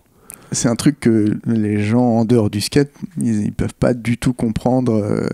Enfin voilà, oui, on part ensemble skater, et puis il y a des gens de 15, 16, il y a des gens de 25, déjà, 30. C'est un mélange d'âge. Et après, tu rencontres des skateurs locaux qui eux te présentent les spots, mais même quand c'est en France, tu vois, quand on allait à Marseille, les gars ils te montrent les spots, ils disent non mais là il est close le spot et tout, on rigolait trop. Donc tu rencontres quand même les autochtones locales quoi, ou les gens locaux quoi, et même dans les autres pays. Mais après c'est quand même, t'es vachement entre français, t'as ton groupe et souvent c'est des trips de 10-15 jours, quand il reste un mois c'est déjà énorme. Donc souvent les gens ils se disent t'as voyagé partout dans le monde, mais c'est une sorte de tourisme assez spécial quoi. Ouais, c'est presque pas du tourisme parce que tu te retrouves à vivre avec les locaux. Tu vas direct dans le ghetto chercher des spots ou à des endroits IRL où les touristes ils vont à la plage, tu vois. Nous on est dans des endroits crades. Ils vont se faire escroquer dans des restaurants de touristes. Donc nous on finissait des fois dans des trucs de touristes aussi, mais on en rigolait, mais toute la journée on était en mode hôte local dès le premier jour parce qu'on allait on faisait du tourisme urbain quoi. Et que ce soit à Barcelone ou aux Canaries ou même après j'ai fait l'Indonésie, la Chine. Ouais, après t'as fait partie de tous ces voyages avec Kevin Métallier où vous êtes allé, lui il était à fond de voyager un peu partout. Justement moi j'avais plein de sponsors mais j'étais nul en compète. Donc ça c'est pas très grave. Non mais du coup souvent on allait faire les coupes d'Europe ethnies et tout à Bâle mais on en profitait pour faire on savait qu'on restait 3 jours après pour essayer de faire des photos et rentabiliser le truc, et c'est ça qui faisait que si on avait des parus, mais même si t'étais pas bon et que t'avais pas des gros résultats, bon après Raph, Brunis, tu vois, ils faisaient et des résultats et des parus, tu vois. Mais moi je sais que vite, c'est un peu comme dans le dessin, tu vois, je suis pas très tech, mais j'ai plein d'idées, tu vois. Genre je sais qu'il y a plein de spots où les gens ils voyaient pas un spot, je sais que je peux faire un wally ou un truc. À l'époque c'était pas encore trop la mode. Maintenant les wally, tout le monde c'est redevenu à la mode, mais à l'époque il y avait plein de tricks qui étaient encore un peu interdits et tout. Et moi tu vois, avec un backsmith ou des tricks pas ouf, je faisais pas des flippy tricks de dingue, mais je savais que je pouvais, dès qu'on voyait une sculpture ou un monument ou un truc qui était photogénique, je sais qu'avec les photographes je m'entendais bien parce que souvent je savais pas faire tu vois, je l'ai noté ça dans ma liste, Genre, quand on était en Chine, on va à la muraille de Chine. J'avais jamais fait de wall ride de ma vie. Mais Je m'en souviens très bien de cette tu te photo. rappelles de cette photo? Ouais. Et du coup, j'ai appris wall ride sur la muraille de Chine, quoi. Et du coup, je faisais des simuls là, de wall ride nollie. Et vu que tu sais, c'est un mur un peu rough, tu vois, la muraille de Chine, c'est des gros blocs, un peu de cailloux, tu vois, un peu arrondis, taillés, tu vois, à la main. Donc ça m'aidait pour faire la sortie du wall ride nollie, tu vois. Donc c'est comme ça que j'ai appris en faisant wall ride. J'avais déjà fait des simuls de wall ride. Et là, en appuyant un peu sur le nose et le caillou là qui me faisait bumper, clac, et après tu plaques sur un sol super rough en descente. Et souvent, ouais, tu vois, là j'ai appris le trick parce que j'étais là, on est sur la muraille de Chine, il n'y a pas moyen qu'on reparte sans une photo d'un trick sur la muraille. Et à l'époque, il y avait eu quelques tournées Quicksilver et tout, mais pas. La muraille de Chine, ça n'avait pas été shooté. Et je sais que Canoufi et Michael Macrod dans le bus. Guillaume Canoufi, oui. Guillaume Canoufi et Michael Macrod, là, qui étaient chez nous, on était sur ce trip en Chine, là, ensemble. Il me disait dans le bus après, il me dit mais tu te rends compte et tout là, c'est la photo du trip et tout, t'as fait, j'étais là ouais c'est un wall ride un peu escroc et tout, il me fait non mais là on a skaté à muraille t'as skaté à muraille de Chine, t'as fait wall ride sur le Great Wall, tu vois. Je me souviens, c'était la photo d'ouverture de l'article. Ouais, mais attends, mais Kevin, page, elle a fait des couvertures de mag australiens, enfin je sais qu'il a revendu à plein de médias avant Instagram et tout, du coup lui il les vendait ses photos. Je sais qu'il m'a montré, elle est parue dans trop d'endroits cette photo. Ah d'accord, putain, c'est trop Il bien. a revendu aussi à. Il bossait avec des mags de plein de. Ouais, de des partout, différents ouais. pays. Et du coup, ouais. Et ça, c'était avec quelle marque? Ça, c'était pas une marque. En fait, il y avait Canouf, tu vois, il était pas chez Split. Non, c'était entre Macrod, qui c'est qu'il y avait? Il y avait Danny Amar, Philippe Amar, Michael Macrod, moi.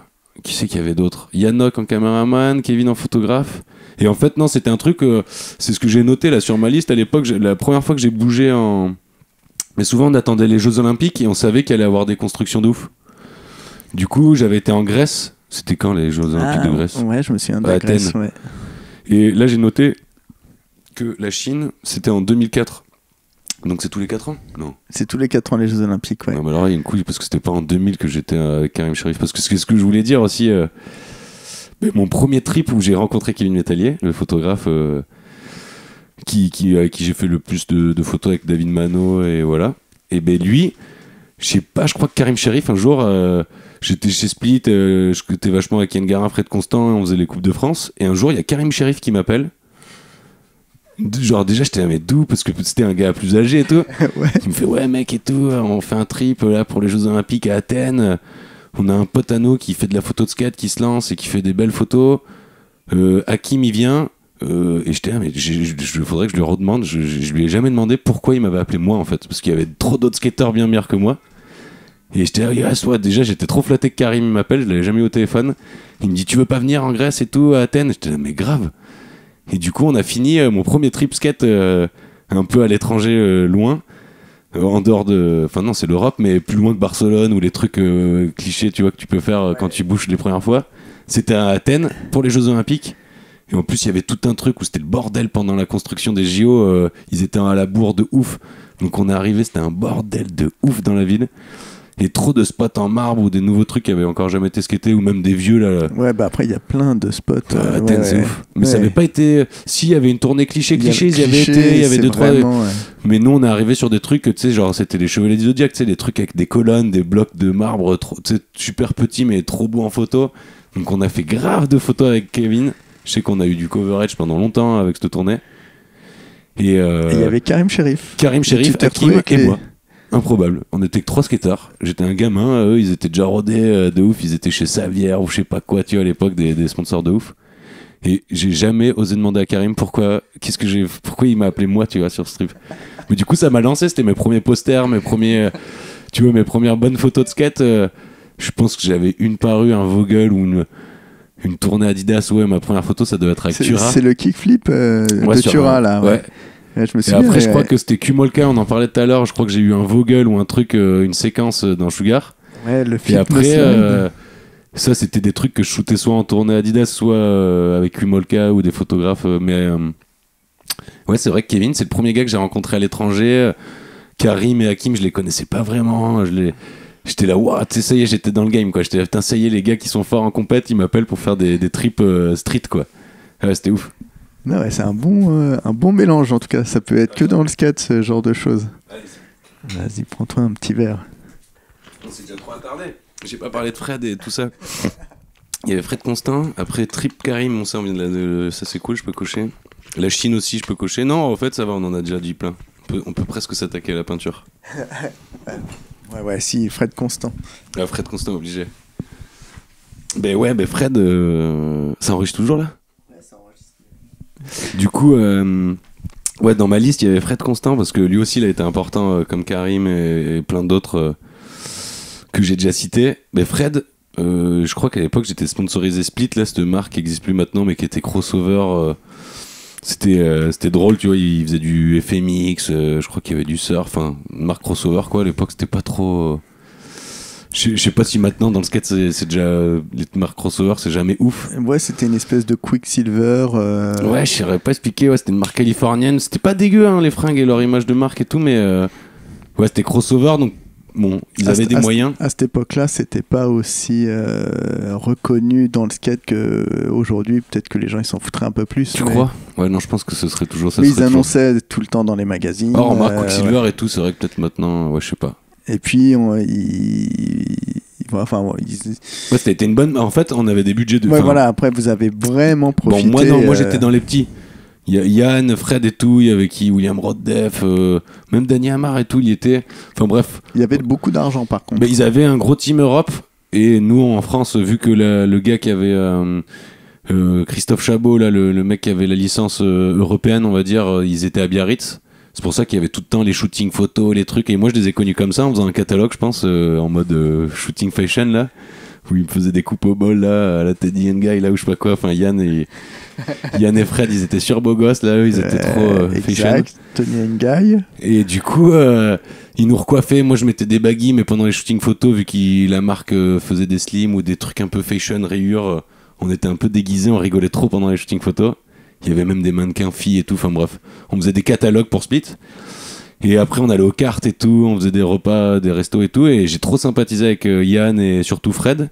Et Fred, il avait fait le beau gosse. Enfin, pour ceux qui connaissent pas Fred, c'est un peu le Alain Delon du skateboard, quoi. ou le je sais pas comment il s'appelle. Là, c'est un mélange de OSS 117. Mais c'est tellement ça. Et du coup, lui, il me fait genre en mode de beau gosse, gentil de ces petits bonhommes. Il me fait petit bonhomme, c'est cool. T'es le petit jeune, c'est tout. Si tu viens à Paris, viens, je te fais la tournée des spots, tu vois. Mais je pense qu'il disait ça pour être gentil, tu vois. Comme un Parisien, tu vois, en province, tu sais, qui fait un peu le beau, genre, si tu viens à la capitale. Et moi, j'étais là, mais grave. Dans ma tête, je m'étais dit, mais bien sûr que je vais. Sauf qu'à l'époque, j'ai fait appeler mon père. Il m'avait tellement impressionné, Fred, que j'étais là, j'ose pas l'appeler et tout. C'est mon père qui appelle. Je crois qu'il tombe à l'époque, il n'y avait pas de portable. Il tombe sur sa mère qui était hôtesse de l'air. Et lui, il nous rappelle. Il hallucine que ce soit un daron qui appelle et tout. Et il se rappelle de moi. Il fait ah ouais, Nils, c'est tout. Mais oui, il est chez Split. Bah ouais, qu'ils viennent. Je crois que lui, il avait déjà arrêté des cours, tu vois. Il squattait, sa mère était hôtesse de l'air. Ils avaient une baraque de ouf à Rambouillet. Ouais. Et il me disait mais vas-y, viens. Donc première fois je vais à Paris, je quête avec lui, et vu que lui il venait souvent à Biarritz, après c'était lui qui squattait non-stop chez WAM, chez mes parents, vu qu'ils étaient cool. Et donc moi j'allais trop souvent à Rambouillet, même avec Moïse, Dilem et tout, dès qu'on avait des vacances ou quoi, on montait chez Fred pour faire un peu du street à Créteil, aller voir Yann à Évry. Ouais. On essayait de venir faire des photos un peu, ou même juste de progresser en skate, parce que nous il y avait vraiment pas trop de plaza et de spots dans le Pays Basque. Ouais, Fred est très bon skater. Fred, j'ai eu les meilleures soirées parce que justement c'était le début du skate, de la jet skate ou du moyen où il y avait un peu de budget dans le skate. Et lui, autant dire qu'en soirée ou quand il avait du budget, il était généreux avec tout le monde, quoi. Il achetait des jeux à gratter peut-être, mais en soirée il payait des coups à tout le monde, il faisait rire tout le monde, super beau gosse donc il plaisait aux filles et il nous faisait rire. On a passé les meilleures soirées en Espagne. Le mec était incouchable, il se couchait tout le temps le dernier, tour oui. Et tout. Ah ouais, on a fait un tour. J'ai trop. Alors autant sur Seb j'ai plein d'anecdotes, mais sur Fred je saurais même pas lesquelles choisir. Mais il y en avait une tournée à la Mystic Cup là avec Billy Marks, c'était les ricains un peu impressionnants de l'époque, qui était chez Toy Machine et tout. Et je crois que lui, il les a rincés. Il jouait, tu sais, lui, il est très joueur. Ah là, oui. Et ça jouait, tu sais, à Prague, je crois qu'avec 20 balles, avec 20 euros, t'as une liasse énorme. Et du coup, lui, il était trop content. Il était, oh, regarde-moi ça et tout. Billy Marks, je l'ai plumé et tout. Il faisait des outs, il pariait tout et n'importe quoi toute la journée. Et Billy Marks, il avait pas de chance, il perdait tout le temps contre Fred. Tandis que c'était censé être un pro ricain, il lui mettait des fannies en out et tout. Du coup, il gagnait des liasses énormes. Ils ont fait des outs dans des hôtels avec des parquets de la marqueterie. On devait rembourser. C'était mon père qui était team manager à cette tournée. Il s'était fait engueuler de ouf. Mon père, il avait dû payer trop de... Vas-y, raconte pourquoi vous avez tout cassé.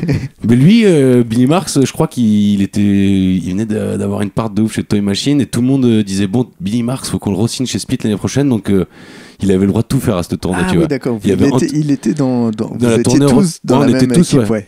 On était les Européens et il y avait Anthony Shelter. Qui était un peu connu. Enfin, il y avait aussi il y avait le team, il y avait un Renoir trop stylé là de chez anglais là que j'adorais. Rodney Clark. Rodney Clark, il y avait Rodney Clark. Enfin, c'était une tournée européenne avec tous les un peu. Qui était très stylé, ouais. Qui était vachement bien. Tous les contest boys et tout, et du coup, il nous avait dit bon, par contre, il y a les ricains qui viennent et tout. Il y a le gars de chez Toy Machine. Moi, je crois que je l'ai découvert. Je savais pas qui c'était encore à l'époque, Billy Mark.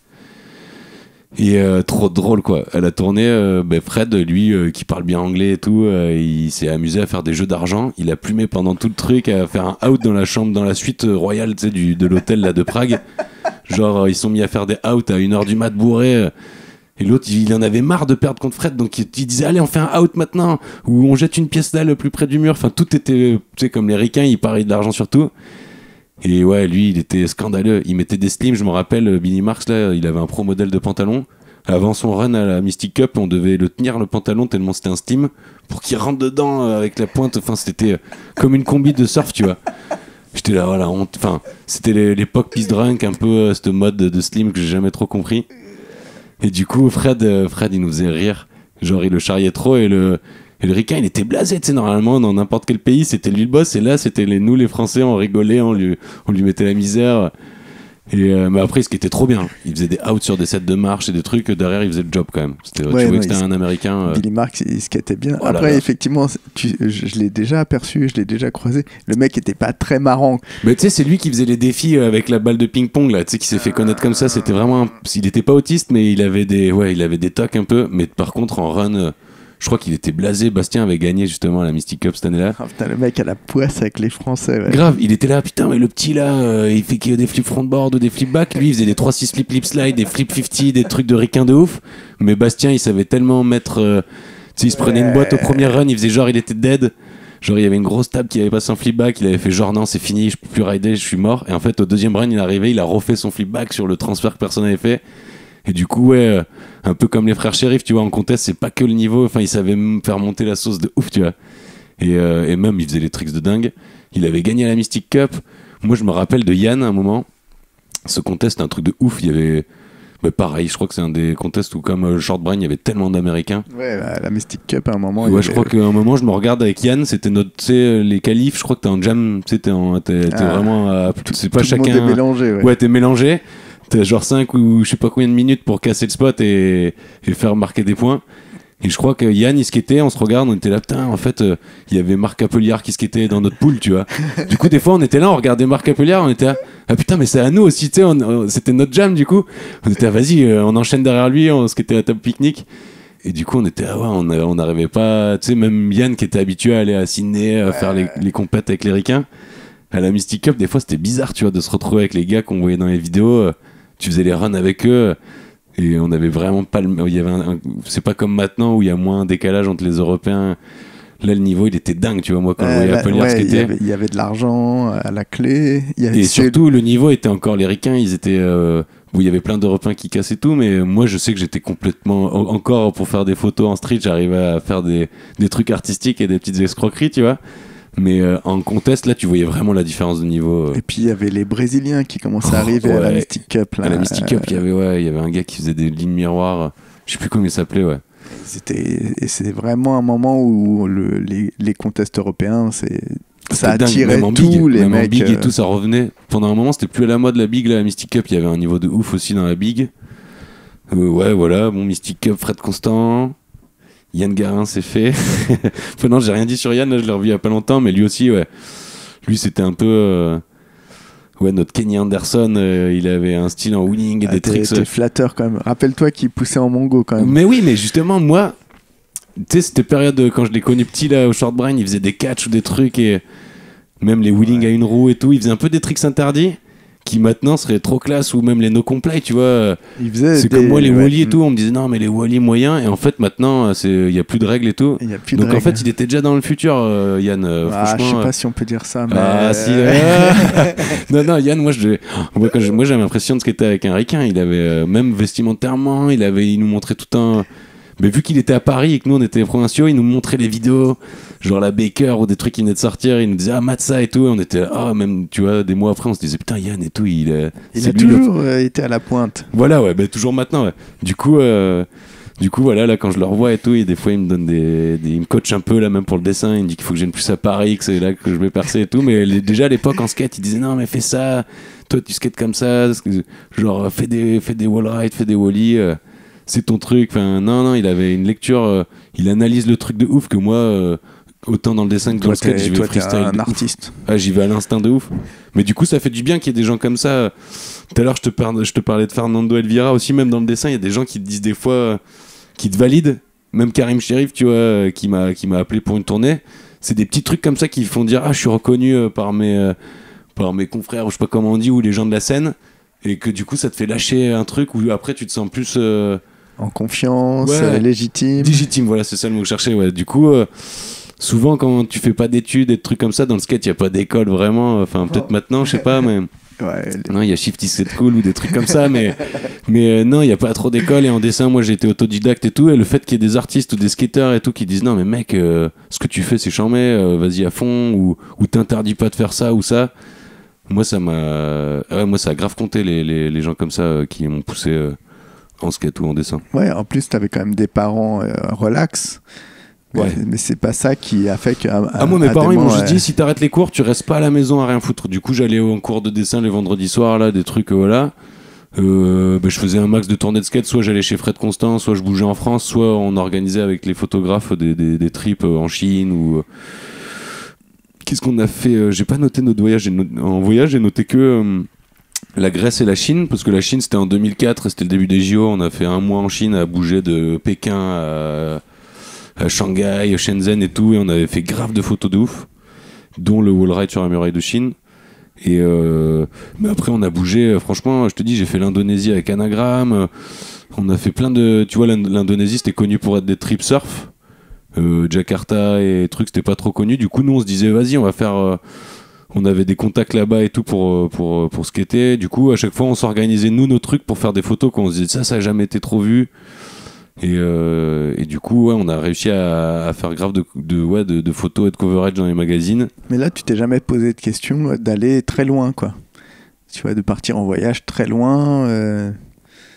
Pour y vivre, tu veux dire ? Non, pas pour y vivre, mais je suis pas sûr encore aujourd'hui que des gens du skate, qui sont pourtant habitués et tous, partent comme ça à maintenant, l'aventure. Il y a tellement de trucs en Europe, mais à l'époque, on se disait ça, on se disait, bon, bah, là, la Pologne et tout, on a fait les Coupes d'Europe, mais il y a plein de riders, c'était dans les puzzles et tout, on voyait un peu, et on se disait, qu'est-ce qu'on voit pas trop dans les vidéos de skate ? Et on se disait, ouais, l'Indonésie, la Chine... Maintenant, c'est devenu des classiques shit, quoi, mais à l'époque... aujourd'hui, c'est un peu différent. Avant les Jeux Olympiques, il y avait eu une tournée Quick, je crois, il y avait des gars qui nous ont accueillis là-bas, ils nous ont montré, ils galéraient à nous montrer des vidéos de skateurs qui étaient venus, parce qu'il y avait encore trop peu de skate qui s'étaient développés, que maintenant, laisse tomber le niveau qu'il y a en Chine et tout, mais dans les années 2000 et tout, c'était vraiment le début là-bas. Qu'est-ce qu'on a fait comme trip de ouf aussi, un peu original ? Mais là, je vois que j'ai marqué le Panama, tu vois, l'Amérique centrale aussi, enfin le Brésil, c'est super connu, il y a une scène de ouf. Mais genre au Panama, on est arrivé là-bas, il y avait... Ouais, bah parce que je suis allé au Panama là en 2020, il n'y a pas grand-chose. Ouais. C'était en 2013 nous qu'on y était, c'était Beach Brothers, il y avait un numéro spécial. En fait, je crois que l'office de tourisme avait... Enfin, on était accueillis comme des rois là-bas, on était avec un... Ah ouais, d'accord. Genre, il y avait DJ Falcon qui faisait la musique, moi je faisais la partie peinture. Et après, il y avait même des mannequins ou des photographes de mode. En fait, on devait faire un magazine spécial Panama, tu vois. Et du coup, on a fait, je crois, pareil, un mois. Où on a bougé partout dans le Panama, accueillis comme des rois, faire des... Moi, je faisais des live painting pendant que le gars mixait. Et parce que tu sais qu'il a fait du skate, DJ Falcon. Ah, mais grave, lui, il skatait avec nous, il faisait de la mini. Il y avait même des surfeurs. Il y avait Naomi Défonce et Benjamin Sanchi, là, celui-là qui a surfé la plus grosse vague à Nazaré. Lui, il était avec nous. Donc, c'était un surf trip un peu crossover, enfin, un trip skate, mais dans une destination de surf. Et Il y avait Kevin Métaillé qui faisait les photos, il y avait Greg Poissonnier qui faisait de la vidéo, et ouais, on a trippé sur ce voyage était assez ouais, c'était atypique, quoi. Du coup, c'était un peu ça. Moi, j'ai souvent fait des trips un peu comme ça. Bon, là, en plus, à ce voyage-là, j'ai fait des photos de skate, mais j'y étais en tant qu'artiste. C'était la première fois qu'on m'invitait en tant que. Je devais peindre sur des crafts ou du papier. Après, je les recollais en street quand on faisait du skate. Mais moi, j'étais censé faire des live painting pendant que DJ Falcon, il passait du son de ouf. Et en fait, là-bas, il voulait que du reggaeton, tu vois. Genre, à un moment, il a capté, il a dit, vas-y. En fait, il s'en fout de l'électro et tout, de ouf. Et on mettait du reggaeton après avec Bastien Duverdier, il nous disait vas-y balance un son voir s'il bouge, et là tout le monde était à donf, donc c'était trop spécial. Des fois on allait dans des espèces de boîtes de pirates là dans la Boca del Toro et tout, ah non c'était trop drôle. Et c'est qui les skateurs qui étaient? Et alors il y avait moi, bon, qui était artiste mais truc, il y avait Bastien Duverdier qui est musicien aussi et qui jouait déjà de la gratte à l'époque mais qui l'assumait pas encore trop. Qui est devenu un chouette artiste. Bah grave, bah lui c'est en 2014 fait, ouais. La strip c'était en 2013 et je sais qu'à l'époque personne, genre je disais aux surfeurs putain nous il nous joue de la gratte et tout, il avait une espèce de gratte trop bizarre Bastien, et il se cachait encore un peu tu vois, et c'est à la fin du trip que les autres ils ont fait putain mais Bastien il joue trop bien de la gratte et tout, et lui il est très reconnu aujourd'hui, il disait non mais genre, et je crois que l'année d'après il a sorti peut-être un scud ou un truc.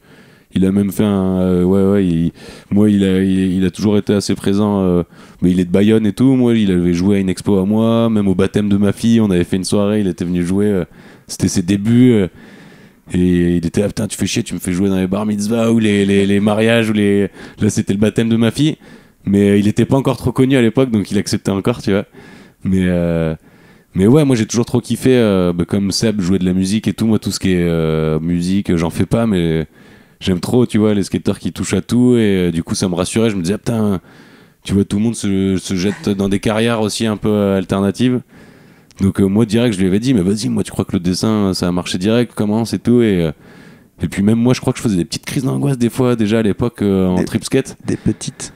Ouais, tu sais, genre j'étais là non et tout, j'osais pas trop partir de chez moi, et quand il y a l'aéroport il me jouait un peu de la musique et tout, ça me détendait, tu vois, et vraiment ouais il m'a souvent sauvé avec la musique comme Dorel, tu vois. La sitar ou les guitares de blues, là je sais pas comment il appellerait ça Bastien, ça me détendait de ouf. Et donc voilà, je crois qu'après on est... Après si, j'ai marqué Anagramme aussi, il y avait ça qu'on n'a pas parlé.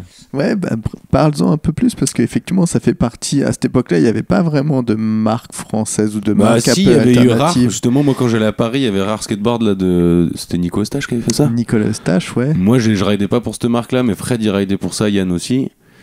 Il y avait Antise aussi à l'époque qui se formait à Lyon avec mais Hugo. Anagramme, ils faisaient leur board, non? Et Anagramme, non, c'est des gars en fait qui avaient fait je sais plus quoi, des études, la STAPS ou je sais pas quoi, et leur projet de fin d'études c'était de faire une marque de skate, et ils l'ont fait à fond. Et du coup ils ont sponsorisé Romain Jorda, qui lui m'a dit vas-y je suis dans une marque de gars qui lancent des plateaux qui font faire au Canada, les boards étaient trop bien. On avait visité l'usine, moi j'avais braqué justement des films en pensant que ça allait se conserver, mais une fois que tu les plies c'est assez frites là. Je crois qu'ils faisaient des boards aliens et des boards de ouf dans l'usine. Je sais plus mais c'était le nom ouais, c'était la grosse fabrique canadienne de boards classiques de l'époque.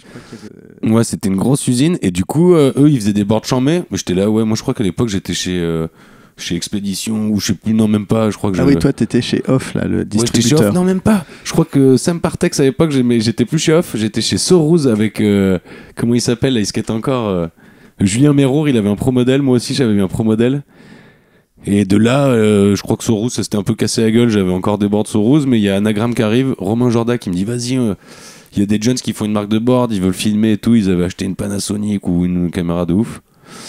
Et Romain Jorda, skateur toulousain aussi, qui lui m'a embarqué dans cette aventure-là, et les mecs étaient assez cool, drôles et tout, et je crois qu'on a fait une tournée mondiale, en gros, on avait fait genre Canada, New York, Canaries, Indonésie, enfin sur un an on avait trippé de ouf.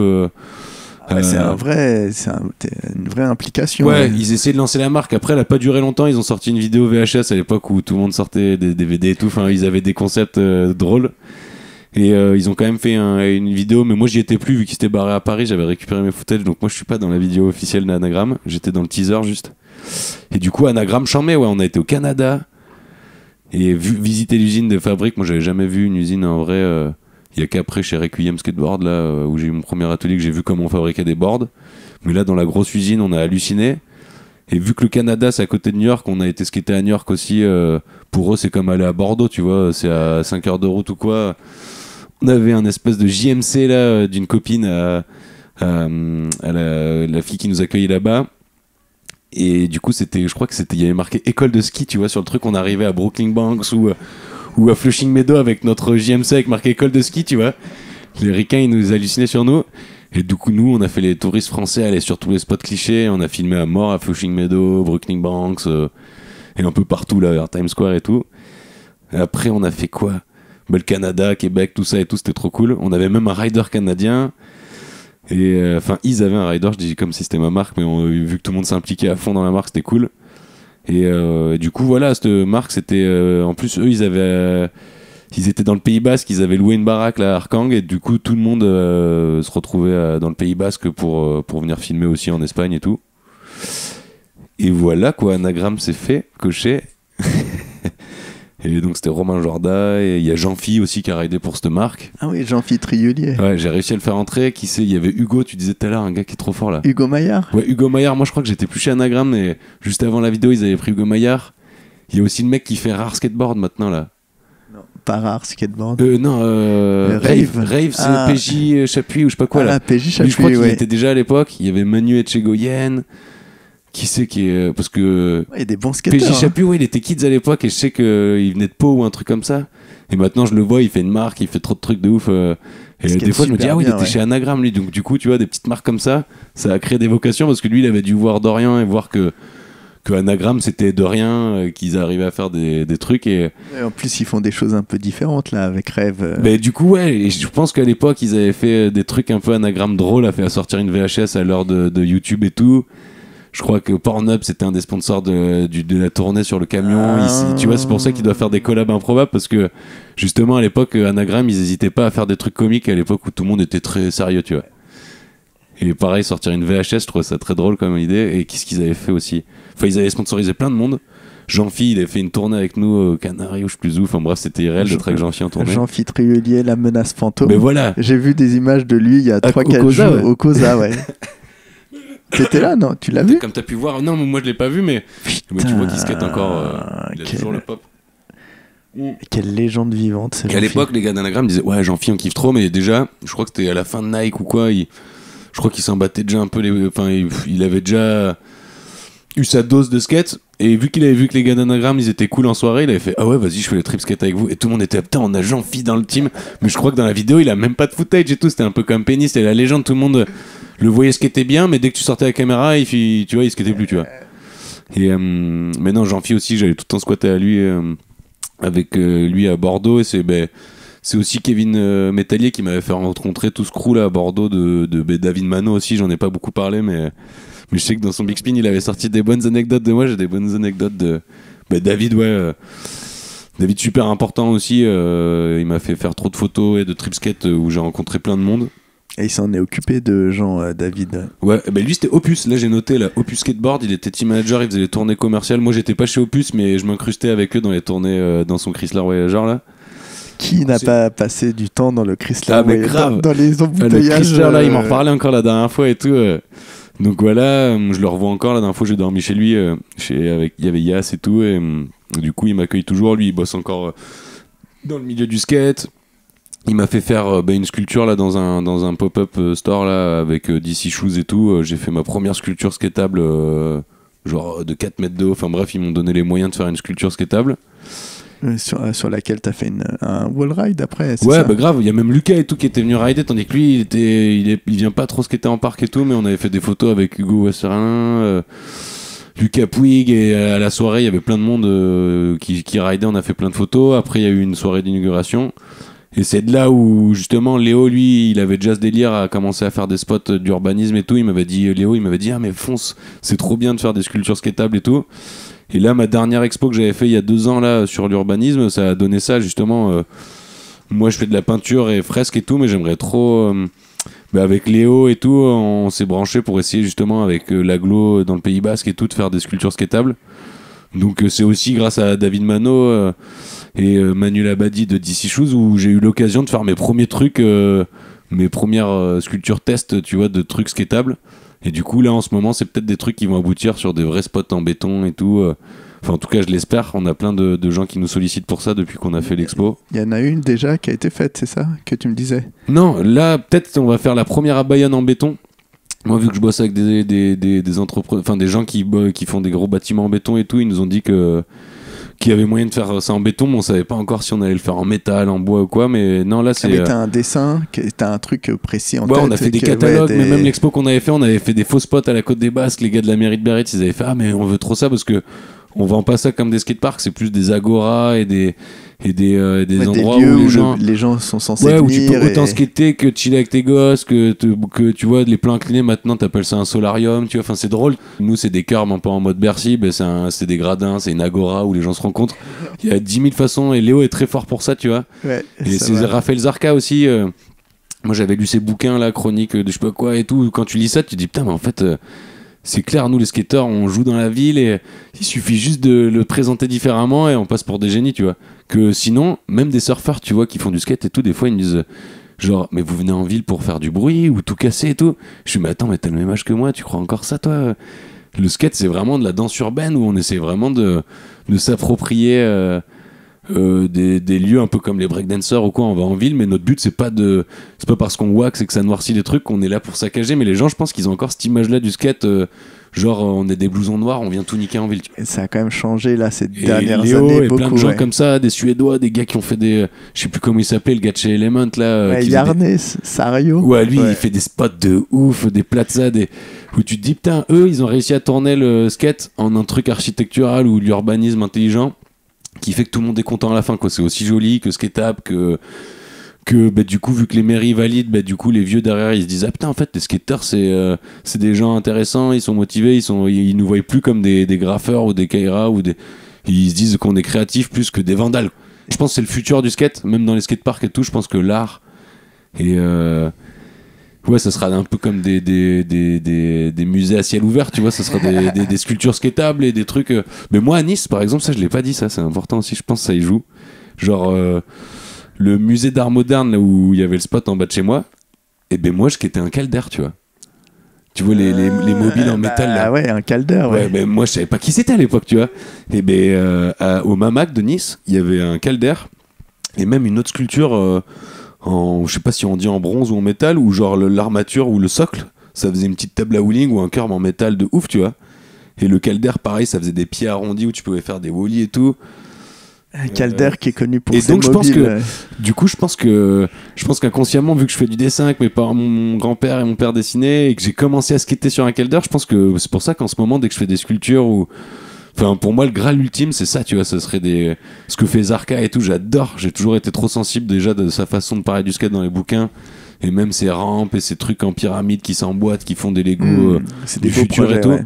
Ça m'a fait me dire, ah ouais, en fait, le skate et le skate art, ou ce qu'on appelle ça maintenant le skate art, c'est pas que cantonné à faire, tu vois, des graphismes de board ou des collabs avec des marques. Tu vois, moi, ce qui m'attire le plus, ce serait justement de rendre ça un peu universel et tout, et que même les gens qui skatent pas viennent le prendre en photo, mais que les skateurs, enfin, je pense que c'est ça le futur du skate, ou même de l'art en général. Même les gens des artistes qui font pas forcément du skate pourraient avoir des sculptures skatables, et je sais pas si ça sera la paix universelle ou quoi et tout, mais déjà si dans les villes, comme Zarka il dit dans ses bouquins, si déjà tout le monde s'entendait bien, qu'on arrête de juger les gens qui s'approprient l'espace urbain et tout, ça serait un bon début de se dire attends, on peut déjà dans nos villes à nous en France, on peut cohabiter tous et skater tous ensemble, ou tolérer les gens qui font du break ou du vélo ou du skate.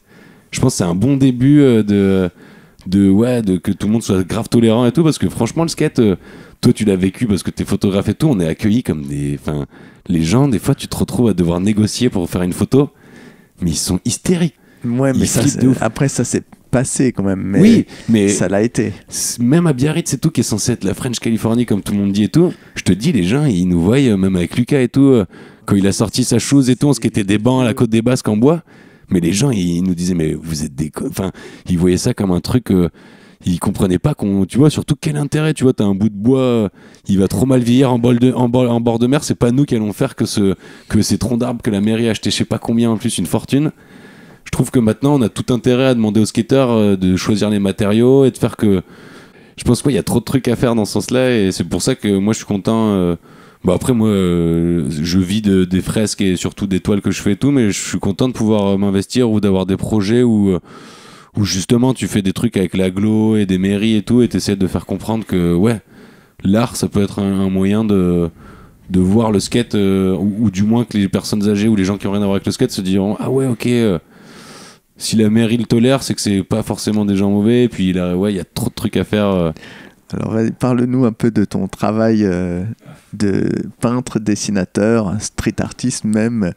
Voilà. Tu disais que ouais, tu avais toujours quand même dessiné. Ouais, bah, je l'ai dit plein de fois là pendant le truc. Mon père dessinait, lui, il faisait des fresques à l'aéro, tu sais, dans les années 80, c'était les trompe-l'œil. Genre, il faisait, moi j'ai un souvenir, il faisait des décors de désert avec des cactus, des carcasses d'avions, mais super réalistes. Ah, des trucs très réalistes, ouais. Ah, ouais. D'accord. Ouais. Où tu sais, il allait dans des restos, on lui demandait de faire des vieilles pompes à essence américaines rouillées et tout. Donc lui, il était au pinceau aéro, donc super tech, parce que son père était architecte, donc il l'avait formé à faire des perspectives, mais tout ce que je sais pas faire moi en gros. Et moi, il me disait tout le temps, putain mec et tout, ça te déchire. J'avais pas les refs à l'époque, mais il me disait, tu sais, je dessinais à l'âge que ma fille là, moi aussi ma fille, je trouve qu'elle dessine trop bien, elle a 9 ans. Mais je crois que t'as un âge où tu dessines un peu, tout le monde dessine un peu à la Robert Combas ou à la Basquiat, tu vois, ou à la Kessaring. Et tes parents, ils disent, ouais, c'est chambé et tout, c'est trop beau. Et moi, j'étais là, ben non, je veux dessiner comme toi, tu sais, des cactus ou des trucs avec ouais, techniques, quoi. Donc, je comprenais pas ça. Et c'est plus tard, quand j'ai skaté à Barcelone, comme je te disais, que je voyais des gars qui graffaient, mais pas des lettrages, qui faisaient des bonhommes, tu sais, des chats là, ou je sais pas, chats noirs, ou je sais plus comment il s'appelait, il y a un gars, il dessinait que des sucettes aussi, je me rappelle. Donc on s'est mis à graffer, et je me suis mis justement à graffer dans des terrains vagues. En Espagne, personne te fait chier si tu graffes sur des murs, il y avait plein de terrains vagues en plein centre-ville et tout, donc on achetait des bombes. Et il y avait Valou, une copine de Miss Van, qui m'avait aidé à l'époque à essayer de passer je voulais faire une prépa quand j'avais arrêté les cours, pour être en école d'art, mais ça n'a pas marché. Parce que justement j'avais amené des planches de surf, des toiles et tout, ils m'ont dit mais toi t'es déjà un artiste et tout. Et du coup j'ai pas été pris, j'ai pas fait d'école d'art et j'allais à Barcelone skater et peindre et du coup cet artiste là, Valou, elle me disait ah mais vous les skateurs elle venait avec nous pour qu'on graffe avec elle dehors. Et moi vu que je voyais des styles de graphes en Espagne totalement différents que les graffeurs on va dire français qui faisaient du lettrage. Français qui était peut-être plus 3D. Académique dans le graffiti. Ouais. Là-bas, ils peignaient au pinceau, ils faisaient des persos trop schlag ou des trucs, mais moi j'étais là, waouh, c'est coloré et ça claque autant. Du coup, je me suis mis à faire mes espèces de modules ou persos chelous et tout, en me disant, bah en fait, c'est vrai que mon père il avait raison, je comprends maintenant, vu que j'avais les refs. Genre, même à l'époque, tu vois, moi, Picasso ou quoi, nous à Nice, on visitait tout le temps le musée Matisse, tu vois. Je quittais un Calder et à l'école, on m'amenait au musée Matisse. Et quand je voyais ces découpages d'enfants, j'étais là, ouais, l'escroc et tout, quoi. Genre, tu vois, comme tout le monde, tu sais, genre souvent l'art moderne, t'es là, monde, les escrocs et tout. Même là, quand je peins sur les fresques, les gars, ils me disent, ouais, tu touches combien et tout, pour faire tes dessins de gamin, là. Et ben, pareil, tu vois, moi, je voyais Matisse, Picasso et tout, j'étais là, oh là là, c'est pas ouf, tu vois, ça me faisait plus rêver tu vois, les pochettes du Wu-Tang et tout, tu vois, pour moi, c'était ça un vrai dessin.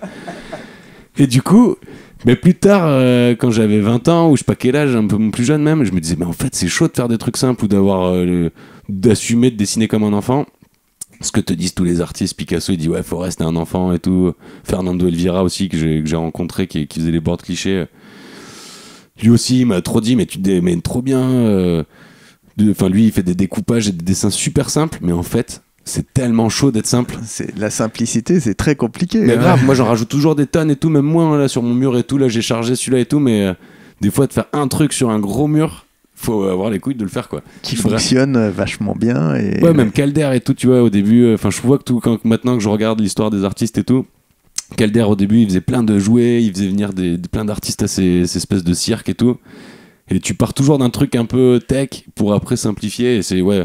Une fois, il y a un artiste trop connu, un architecte, là, le Jean-Robert Del Perro, là, qui fait de l'art abstrait, qui est un grand médecin super connu, mais qui a toujours dessiné. Il vient à une expo à moi, il me dit ouais, trop bien et tout. Franchement, t'as dégraissé, quoi. Et genre, j'étais là, ah merde et tout, il aime pas. Genre, je savais pas, j'ai posé demander ce que ça voulait dire dégraisser. J'étais là, mais pourquoi il dit ça de mes œuvres et tout. Et en fait, il disait non, t'as simplifié, mais t'as enlevé. Le super, genre je m'étais simplifié mais dans le bon sens du terme, j'étais un peu déçu, je disais ah ouais tu trouves je dégraisse et tout, j'étais trop déçu, il me fait non mais c'est bien, c'est un compliment, il me dit et tout, Et dégraisser pour moi, fallait en mettre des tonnes et impressionner la galerie. Et en fait, de simplifier, c'est vrai que ça m'a pris du temps. Et j'en suis encore loin, je pense, de ce que je ferais peut-être quand j'aurai 50 balais en mode Miro et tout. Je dessinerai vraiment en bas de balèque, mais il y a plein de trucs. Tous les jeunes qui passeront devant, ils diront putain des quel escroc, quoi. Grave. Et moi, je serais là, ah là là et tout. Je m'en foutrais. Que maintenant, j'ai toujours le regard des gens. Puis je pense les réseaux sociaux, Instagram et tout. Bon, là, moi, j'ai pas beaucoup de followers et c'est pas le nombre de likes qui fait que je kiffe mon dessin, mais souvent, t'as envie de plaire quand même, tu vois. On en parlait tout à l'heure et tout. T'as beau dire que non, mais bien sûr que t'as envie que ton dessin il plaise au plus grand nombre et quoi que tu fasses, même quand tu fais une part de skate et tout, t'as beau vouloir te rencontrer en underground. T'es content quand ça plaît et que t'as des retours. Et bien en dessin, moi c'est pareil. J'ai fait mes premières expos dans les skate shops et tout, et maintenant je suis trop content de faire des fat fresques et tout.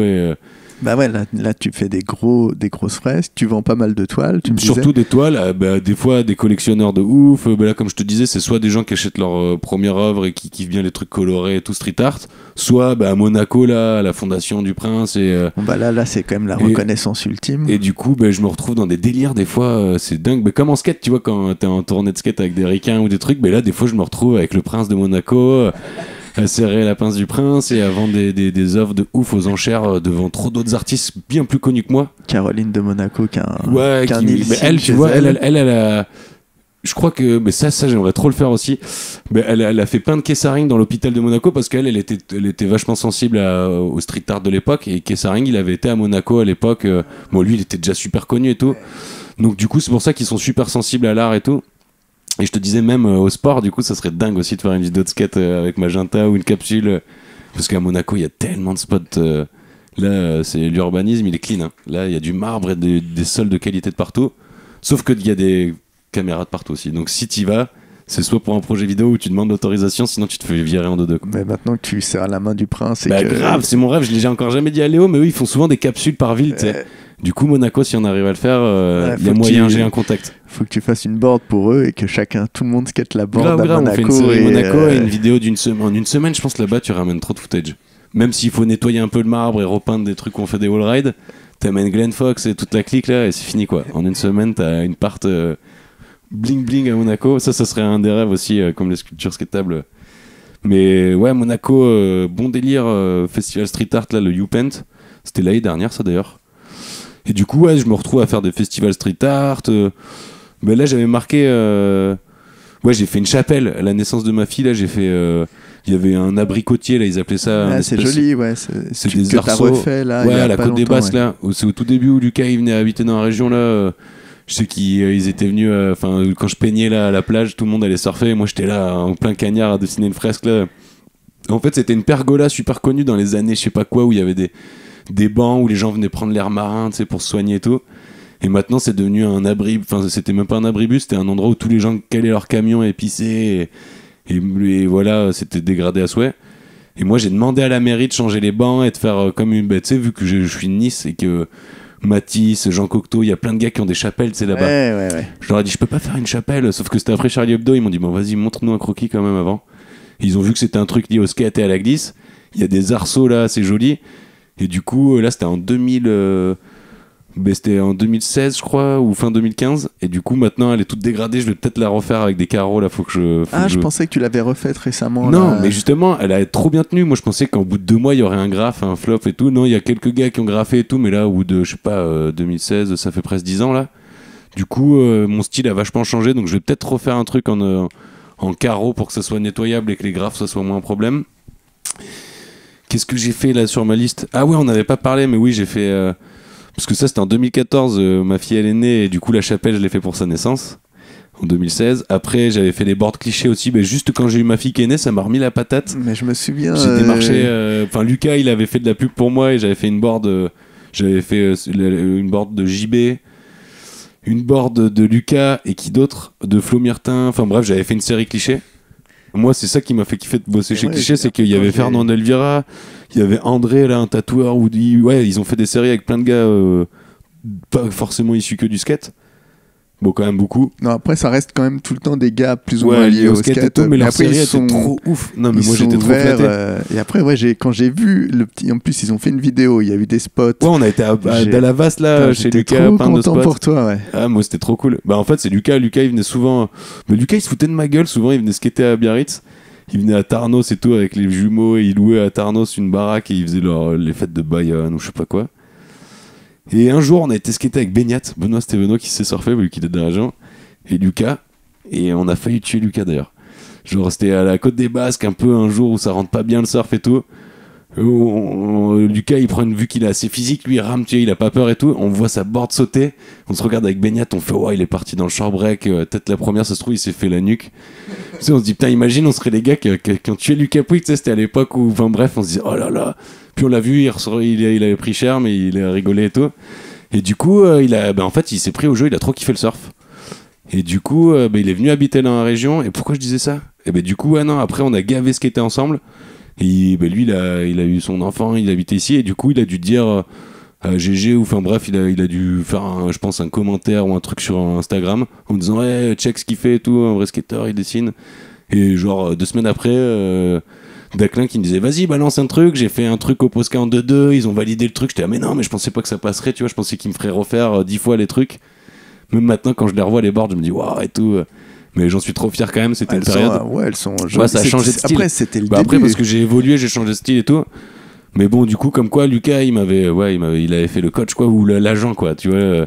Et du coup, ça a fait qu'après, j'ai fait des boards de chez Magenta. Mais après, vous étiez allé sur le spot, t'avais peint des modules. Ouais, et on a été à Toulouse. On a été à Toulouse. Ah non, mais les clichés à l'époque, ils avaient grave de budget. Ils m'avaient payé pour aller peindre le spot à Dallavas. On avait même acheté grave de matos, refait les arêtes parce que le spot il prenait cher des fois et tout. J'avais été aussi à Lyon faire une soirée de lancement de board à Wall Street. Enfin, non, ça avait été royal. Dans la vidéo, il y a JB, il y a tout, il y en a plusieurs qui skatent. C'est trop Tout bien. le monde skate la board et vu que j'avais peint le spot de la même couleur et tout que les boards. Moi, je trouve que c'est une des premières fois où ils faisaient quelque chose avec quelqu'un qui était beaucoup moins reconnu que les autres. D'habitude, ils prenaient des artistes un peu plus confirmés. Ah, mais moi, tout le monde m'en parle encore. Hein. Ouais, c'est vrai que c'est cool ça. Bah oui, c'est cliché. Du coup, c'était une référence. Bah ouais, après, j'ai fait gaver de. J'ai eu trop de propositions. Enfin, trop de propositions. C'est moi qui ai dû demander à Léo, vas-y, je te fais une board. Et vu que Soy me connaissait de l'époque de Seb Dorel, les trucs et tout, il avait fait, vas-y, j'ai une board chez Magenta. Après. Et après, non, mais comme je te disais, même chez Adidas et tout, j'ai une collection qui a failli sortir, mais le gars qui s'est fait virer. T'as aussi pas de bol parfois. Ouais, non, mais du coup, comme quoi, tu vois, ça après, je sais pas, je pense que c'est comme ça qu'on a découvert mon travail aussi sur les réseaux, vu que j'étais pas trop connu. Je pense que c'est le bouche à oreille aussi qui fait vachement, même si t'es pas avec des millions de followers. Et en plus, raconte l'histoire d'Adidas, elle est rigolote. Et elle est pas très rigolote, mais bon. C'était un Allemand de Portland, parce que c'est à Portland Adidas, je crois, tout. Qui me dit vas-y fais une collection. J'étais ah ouais shoes et tout. Il me dit non j'avais fait des visuels pour des t-shirts, vestes et tout. Et au bout d'un moment je sais plus, au Quick Pro je fais un truc street art là où je fais une pièce dans une espèce de truc street art et il y avait Al Boglio et Lucas et je sais plus, il y avait chez Wikanon, enfin des gars de chez Palace, je sais pas qui ce qu'ils foutaient là, mais ils étaient venus à mon expo. Et je dis à Al, ah ouais mais t'as pas vu ce que j'ai fait chez Adidas et tout, ça va sortir là. Il me fait ben mec non, j'y étais, je connais ton style de dessin. J'ai rien vu dans la future collection. Il y a rien qui va sortir. Ah ouais et tout. Et après il s'avère qu'il me recapte et il me fait non en fait le gars qui t'a fait faire les dessins il s'est fait virer et le gars qui a pris sa place il a pas refait les projets qui avaient été validés. Et du coup j'ai quand même été payé pour un truc qui est jamais sorti, tu vois. Et bien en plus c'est tout. Et bon moi j'aurais voulu que ça sorte à l'époque, j'étais là mais je m'en fous que d'être bien payé, tu vois. Je suis dégoûté que ça sorte pas parce que pour moi c'était le Graal de faire des collabs et tout. Maintenant c'est vrai que je préfère faire des fresques de ouf ou des projets, tu vois, avec les mairies ou des sculptures qui restent dans le temps, des trucs plus périns que des trucs où on oublie un peu vite, tu vois, les boards et tout. Même si cliché, on m'en reparle encore. Non, il y a certaines marques et certains trucs, quand ça a du sens, ça marque les gens. Mais c'est vrai que les fresques et les sculptures, c'est plus ça, moi, qui me branche en ce moment. Ouais. Bon, bah là, je crois qu'on a fait le tour. Ouais, moi je trouve ça pas mal là. En tout cas, c'est. Ouais, j'avais mis Covid, explosion, peinture, parce qu'après le Covid, tout le monde s'est mis à acheter des fresques et des peintures plus. Tout le monde avait le temps de refaire sa déco. Et après, j'ai mis 2023-2024 fresques aussi, comme là on en a parlé. Et skate avec Momo, parce que justement, Moïse, c'est un de mes skateurs qui était un de mes héros quand j'étais petit, mais on est devenus potes, et vu qu'on habitait dans la même région. Et lui, skate encore, mais même mieux que jamais. Et du coup, on skate à fond encore à faire des compètes, des trucs de vieux, mais donc voilà. Mais C'est si, ça finit. raconte ta rencontre avec Fernando Elvira là, et les conseils ça, qu'il ouais, t'a ça, donnés. Ouais. Mais alors, attends, je saurais même pas te dire quelle année. Je pense que c'était juste après avoir fait les boards clichés, peut-être qu'il m'a connu comme ça, je pense, sur les réseaux. Qui est un artiste espagnol. Qui est lui qui faisait les premières boards, ou du moins les débuts. Il a fait une série qui est très très connue sur fond blanc, avec des formes. Ouais, un peu à la Matisse, justement. Des formes très simples. En noir et blanc, et peut-être un peu de rouge à des endroits. J'ai toujours les stickers. Enfin, c'est une des plus non, belles séries de clichés. C'était une référence. Justement, c'était le début où j'ai arrêté de kiffer les trucs trop hip-hop ou quoi. Et lui, je me disais, lui aussi, il a un style enfantin et tout. Donc lui, il a une réputation d'être vegan, d'être straight edge, je sais pas comment on dit et tout. Et un jour, il vient. Je crois qu'il faisait une tournée il essayait de faire une tournée des spots, il était à Lyon et tout, il me contacte sur Instagram en me disant je peux passer chez toi dans le Pays Basque et tout au retour. Et comme je te disais tout à l'heure, j'étais là, putain, moi des fois je vais manger au McDo avec ma fille et tout, lui je savais que j'allais le choquer, tu vois. Je me disais bon, je vais me griller, tu vois, il va venir chez moi 2 jours et il va me voir comme l'antéchrist, tu vois. Et en fait pas du tout, le gars trop cool. Mais déjà, grosse référence, en 2-2 on devient pote, on va skater et tout dès le matin, il fait du yoga et tout, le gars il a je sais pas quel âge, il a la patate de ouf. Il mange pas de viande, mais laisse tomber, il a la gouache. On avait skaté dès le matin et tout. Il me raconte ces histoires, comme tu me disais, que Thomas Campbell, dans les années je sais pas quoi, il faisait dans les années 90. Voilà, j'étais là, what et tout, parce que moi, Thomas Campbell, Ed Templeton, Pendleton, tous les gars qui me sortaient, il les connaissait à l'époque où, justement, c'était les grosses rostas. Donc j'étais là, même avant ça, quoi. C'est des gens qui l'ont vachement poussé à faire des choses. Les Beautiful Losers et tout ça, quoi. Enfin, là, les références, quoi. Et du coup, en soirée, il me parle de ça. Je me dis, putain, c'est ouf, c'est un peu comme si je squattais avec Picasso. Enfin, moi, je le voyais comme un espèce de Matisse des temps modernes. Et du coup, lui, il kiffe dessiner avec moi. On parle. Je me dis, putain, t'as vu, même si on a comme dans le skate, on a un écart d'âge de ouf et tout, mais lui, il m'a dit, mais mec, et tout, arrête de te prendre la tête avec Instagram, truc et tout. Moi, je ferais du skate comme toi, skate à fond, parce qu'à l'époque, je skatais moins.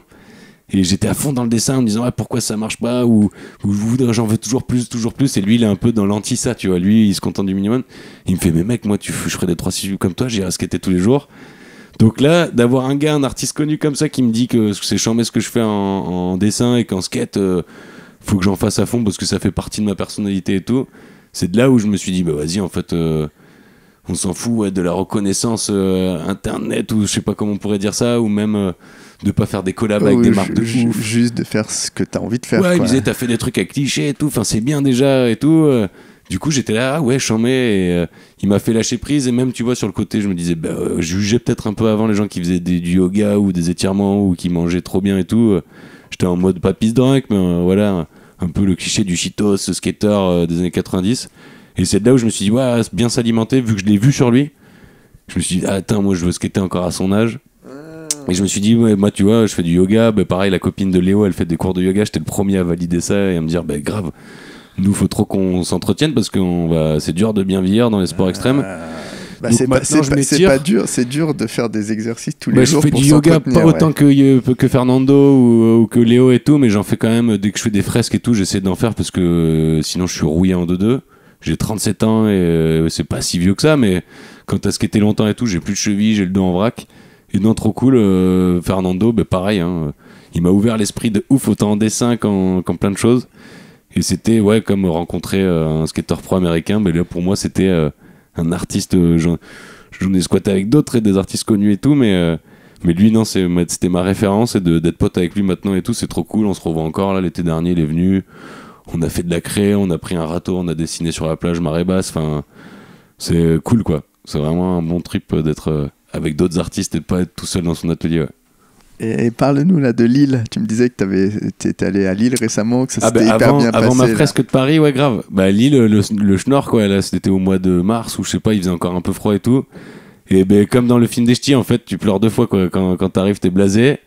Et quand je suis parti, ils étaient à 30 skateurs à me faire sur le spot du Slappy, à faire soirée. Gros regroupement pour dire au revoir avec des bières et des gars que j'avais croisés qu'une fois et tout, qui étaient tous venus. Et j'ai été accueilli, super bien. J'étais une fois à Zéro Police pour justement voir ce qui se passait en ville. Et direct, le vendeur du shop m'a amené, tu vois, vu qu'il pleuvait, on a été au truc Between. J'étais, non, pas le truc Décathlon et tout. Et en fait, le parc est chambé. De là, on a été skater place Sébastopol. Enfin, j'ai rencontré plein de skateurs à d'autres spots de street quand ils faisaient pas mauvais. Et en fait, ils m'ont inscrit sur leur groupe chat ou leur truc Instagram, là où ils se parlent tous, là, leur conversation. Et du coup, j'étais au courant de tout. Et je te dis, je suis resté 3 semaines pour ma fresque, un peu plus peut-être. Et le dernier jour, moi je pensais qu'ils se rejoignaient tous pour faire une session slappy, ce qui était le cas aussi, hein, ils venaient pour faire des slappy, mais tous ils m'ont dit au revoir en disant on est tous venus, on savait que tu te traçais et tout. Et du coup, ouais, non, l'accueil, c'est pas comme les soirées suprêmes où je suis pas rentré là où je me suis fait. C'est différent que l'esprit parisien, tu vois. Là-bas, t'es bien accueilli de ouf, qu'à Paris, quand t'as pas monté patte blanche, les gens ils te regardent comme un extraterrestre, quoi. Après, suprême, c'est aussi particulier. Ah, c'était drôle. Ah, mais moi je suis content de l'avoir vécu, mon expérience à me faire lourder ou pas rentrer. Je me suis dit, ah ouais, le cliché du provincial qui arrive, qui prend en photo, tout le monde me regardait. Je demandais combien coûtait le bouquin, ils m'ont dit c'est gratuit. Le bouquin d'Harry Markopoulos que tout le monde aimerait avoir. Ah, il était ouf. Quand j'ai vu ça avec Win Cardona et tout, j'étais ouais, que ça doit être au moins 40 balles ça et tout. Ils m'ont fait mais non, t'es rentré maintenant, c'est gratuit. Et même tu vois, bref, je crois que j'ai fait rigoler pas mal de monde avant qu'Yann arrive. Sauf Markopoulos qui a pas voulu te serrer la main. Mais grave, lui ricain un peu âgé, je pense qu'il doit flipper d'attraper le Covid encore. J'ai voulu le checker. Déjà, je demande le prix du bouquin et le vendeur de la boutique, il me fait non, c'est gratuit, il rigole un peu. Après, je vais me faire dédicacer mon bouquin. Le gars, j'essaie de lui faire un check, il me fait non, il y a trop de monde. Je lui fais le point, il veut pas non plus. Du coup, je fais un pouce, tu vois, levé en souriant. Et le gars, tous les gars d'à côté rigolaient. Et non, après, il y a Yann qui est arrivé, qui m'a présenté et tout, c'était cool. Mais c'est vrai que Paris, c'est pas la même ambiance que le Nord. Et il y avait. Comment il s'appelait T'as vu qui était là à la soirée. Olivier Hante. Qui lui m'a offert un bouquin et lui voilà est de Lille et direct. Il est d'Armentières comme Danny Boone. Je savais pas. Tu me l'apprends. Et du coup lui pareil à la soirée il a vu que j'étais un peu à l'ouest et il m'a offert un bouquin. Il m'a dit mais le concept c'est de dessiner dessus et puis vu que je lui ai dit que j'avais été à Lille avant il a bien rigolé. Et du coup direct il m'a aussi dit. Que Lille c'était charmé, qui kiffait encore et tout. Et c'est vrai qu'il y a chaque ville, c'est comme à Marseille, ils te disent que tous les spots ils sont fermés parce qu'il y a eu Nico Moulina qui a fait Finger Flip à l'époque, tu vois, où tandis que tu as toujours un truc à faire, mais chaque région a ses particularités. Et c'est vrai que Marseille, Paris et Lille, c'est pas comparable, quoi. Et avant de passer aux questions d'Alban, raconte-nous les tatouages de ton père qui reprend tes dessins. Il va pas être content. Tellement génial. Non, mais c'est drôle. Mais mon père, lui, de tout le temps, je pense que ma mère lui avait interdit de se tatouer. Parce que, comme souvent, les gens qui commencent à se tatouer, c'est addictif et tu t'en fais de partout. Et mon frère, je sais pas, là, quand il a un peu pris sa retraite ou qu'il avait eu des problèmes de santé, qu'il faisait moins de chantier, mon frère, bonne idée, lui achète une machine à tatouer. Ah ouais, d'accord. Ah, ça a commencé comme ça. Mon frère, il lui achète une machine électrique, là où je sais pas comment on dit, un truc pour commencer le tatou, mais bien, tu vois. Je sais pas combien ça coûte, mais voilà, une bonne machine. Mais il a commencé, il avait promis à ma daronne, non, t'inquiète, je ferai que les jambes. Il s'est fait une jambe, une deuxième, il a commencé sur un bras, et il s'est même fait l'autre bras en switch avec la mauvaise main, tu vois. Donc là, tu croises mon père, on dirait qu'il sort de 2 mois de tôle en Thaïlande, tu vois. Il est full tatou, tandis que ça fait 2 ans qu'il s'y est mis, même pas. Et tous mes potes qui font du tatouage, ils font mais mec et tout, c'est un ouf de. Enfin, tu vois, Sergio, il y a trop de tatoueurs du skate maintenant, ou même José Raphaël, un pote à moi là qui fait du tatou de ouf, qui me disent mais pourquoi il vient pas au salon de tatou nous squatter avec nous. Et mon père, il est de cette génération un peu DIY, et j'apprends par moi-même sur moi. Il tatoue les poupées de ma fille, tu vois, il leur. Tu sais, les bébés, les trucs, il leur fait des larmes ou des trucs de chicanos, elles font trop peur maintenant, les poupées de ma fille. Bon, elle laisse celles qu'elle aime pas trop, tu vois, les autres, elle les laisse pas se faire tatouer, mais. Ouais, il est un peu comme moi, tu vois, il en fout partout quand il fait un truc, il le fait à fond. Et moi, à chaque fois, il veut me tatouer, je suis là, non, attends de progresser. Et des fois, il a fait des sessions flash tattoo à des événements en dessinant des dessins à moi, là, ce qui te faisait rire. Je te vois, là. Et à un moment, je lui fais, mais mec, t'as oublié, tu sais, t'as pas fait les escaliers et le cercle, là, sur mon dessin. Il me fait, mais non, mais j'ai simplifié et tout, ça passait mieux et tout. Je fais, mais la compo, c'est plus la même. Il me fait, tu fais chier, c'est bon et tout, ça passe. Et le Canadien, c'était un snowboarder, il kiffait trop. Et du coup, ouais, des fois, j'ai des potes qui me charrient, qui me disent, mais non, mais c'est trop cool qu'il fasse ça et tout, dans le délire, mais qui, tu vois, il y a des aiguilles, je crois que c'est comme en skate, tu vois. Si tu skates avec des petits trous, des pavés, ça passe pas, tu vois. Bah là, quand tu veux faire des petits traits avec certaines aiguilles, je pense maintenant, il a capté, tu vois, au bout de 2 ans. Mais je lui fais un bisou d'ailleurs à mon père, là, mais c'est mon héros, mais c'est vrai que. Le fameux Laurent, qui a été team manager split et plein de trucs, il m'a suivi tout le temps et c'est cool en tout cas. Maintenant il fait du tatou, pas que, il est encore à faire d'autres trucs et tout pour lui aussi, il décore des planches de surf et il fait des graphismes de t-shirts pour des shops de surf et tout, un peu comme moi, mes versions surf. Et du coup, non, mais ouais, pour le tatouage, Ouais, il y a aussi des gens qui se tatouent tes trucs. Ouais, Bah, grave. tes Et moi, dessins, du coup, moi, il y avait des flash tattoos. Enfin, j'avais fait un dessin pour le Covid. Il y a un gars, il s'est fait tout le bras. C'était un coloriage pour enfants, à la base, qui était mis à disposition sur Internet. Il se les full tatou un bras. Il m'avait demandé l'autorisation avant. Et après, j'ai un pote, José Raphaël, qui bossait à Vauban et maintenant qui est à Bleu Noir, là. Ah ouais, d'accord. Et du coup, lui, souvent, il a des dessins à moi où des gens demandent et il me dit allô et tout, tu peux me balancer un dessin. La fille, elle aime bien ce style de dessin à toi. Donc, je fais des tatous. Moi, je serais incapable, ça me ferait trop peur. Je pense que je tombe dans les pommes direct. Moi, j'aurais peur de percer la peau. Moi, c'est pas du tout mon délire. Je pense que je m'y mettrais jamais. De peur de faire mal ou de mal faire. Parce que c'est c'est un métier. Médium. Ouais, c'est un médium flippant. Hein. C'est pas comme la bombe en graphe où, tu vois, là, tu perces quelqu'un. Moi, je suis un peu sensible, quoi. Et du coup, non, le tatouage, ça marche trop bien en ce moment. C'est dingue. Genre, tous les mois où j'ai des demandes sur Instagram, là, j'ai une demande, là, il y a encore 2 jours. Donc, je dis ouais. Après, je donne le prix du tatoueur ou sinon, je lui vends le dessin et tout. Mais ça cartonne de ouf, ouais, le tatouage. Limite, maintenant, t'as plus de tatouage, c'est plus underground. Tout le monde, c'est devenu populaire comme le skate, quoi. C'est devenu populaire, ouais. Et voilà, ouais, le tatouage, ouais, mon père, il s'y est mis. Moi, je m'y suis encore mis, mais je pense pas. Mais c'est un délire, ouais, c'est un autre... c'est un monde, même dans les salons de tatou et tous les gars... non, c'est un trip, le tatouage, ouais. Bon, bah écoute, hein, on a fait un tour assez génial. C'était cool. Ouais, j'ai tout fait de ma checklist là. Ouais, là, franchement, t'as bien fait tes devoirs et tout. On est tombé au bon moment de. Voilà, t'étais prêt à raconter tout ça. J'en avais des trucs à dire, désolé. C'était peut-être un peu long. Tu cutteras. Je pense qu'il y a peu de choses à cutter. Hein. T'as pas digressé. Non, c'est. Donc, on va passer aux questions d'Alban. Les fameuses questions d'Alban, qui sont quand même très très dures. Alban, qu'on salue. Mais tu vois, j'ai pas bien fait mes devoirs. J'avais pas prévu encore là, sur ma fiche. Après, justement, c'est instinctif. Pas instinctif, mais ça peut être juste à ce moment-là. Tu vas parler. Ouais. Donc, l'appart que tu montrerais à des gens qui font pas de skate, l'appart que tu regarderas encore dans 10 ans et que tu seras toujours content de voir, ça peut être lié à plein de choses. Attends, j'en ai une en tête, mais c'est ouf, je me rappelle jamais du skater si t'arrives à retrouver ça. C'était sur Live Media Skateboard, et je sais que genre dans le truc ils disent qu'il ressemble à Jason Deed et qu'il skate avec un pyjama, il est pas trop connu, hein. C'est Ryan Bullet ou un nom chelou. Et c'est une part sur du classique, sur Ryan Sublett. La chanson c'est genre Merry Christmas Mr. Lawrence, la chanson classique. Sur une version au piano de Merry Christmas Mr. Lawrence. Bande originale de Furio. Ouais, du truc avec David Bowie. Avec David Bowie, ouais, il est enterré. Et ben le gars, il skate sur cette part là, enfin sur ce son, et cette part, je trouve que c'est ouf. Et il s'appelle Ryan quelque chose. Ah ouais, je vois pas du tout. Si t'arrives à retrouver ça, mon gars, c'est sur Live Media Skateboard et c'est un nom inconnu au bataillon, mais si t'arrives à la mettre, c'était une part qui m'a marqué. Le skate se cale trop bien, lui, il a un style trop chelou, il est tout costaud blond, il s'en bat un peu enfin, il est en mode balèque, mais il est tech en même temps qu'il est créatif.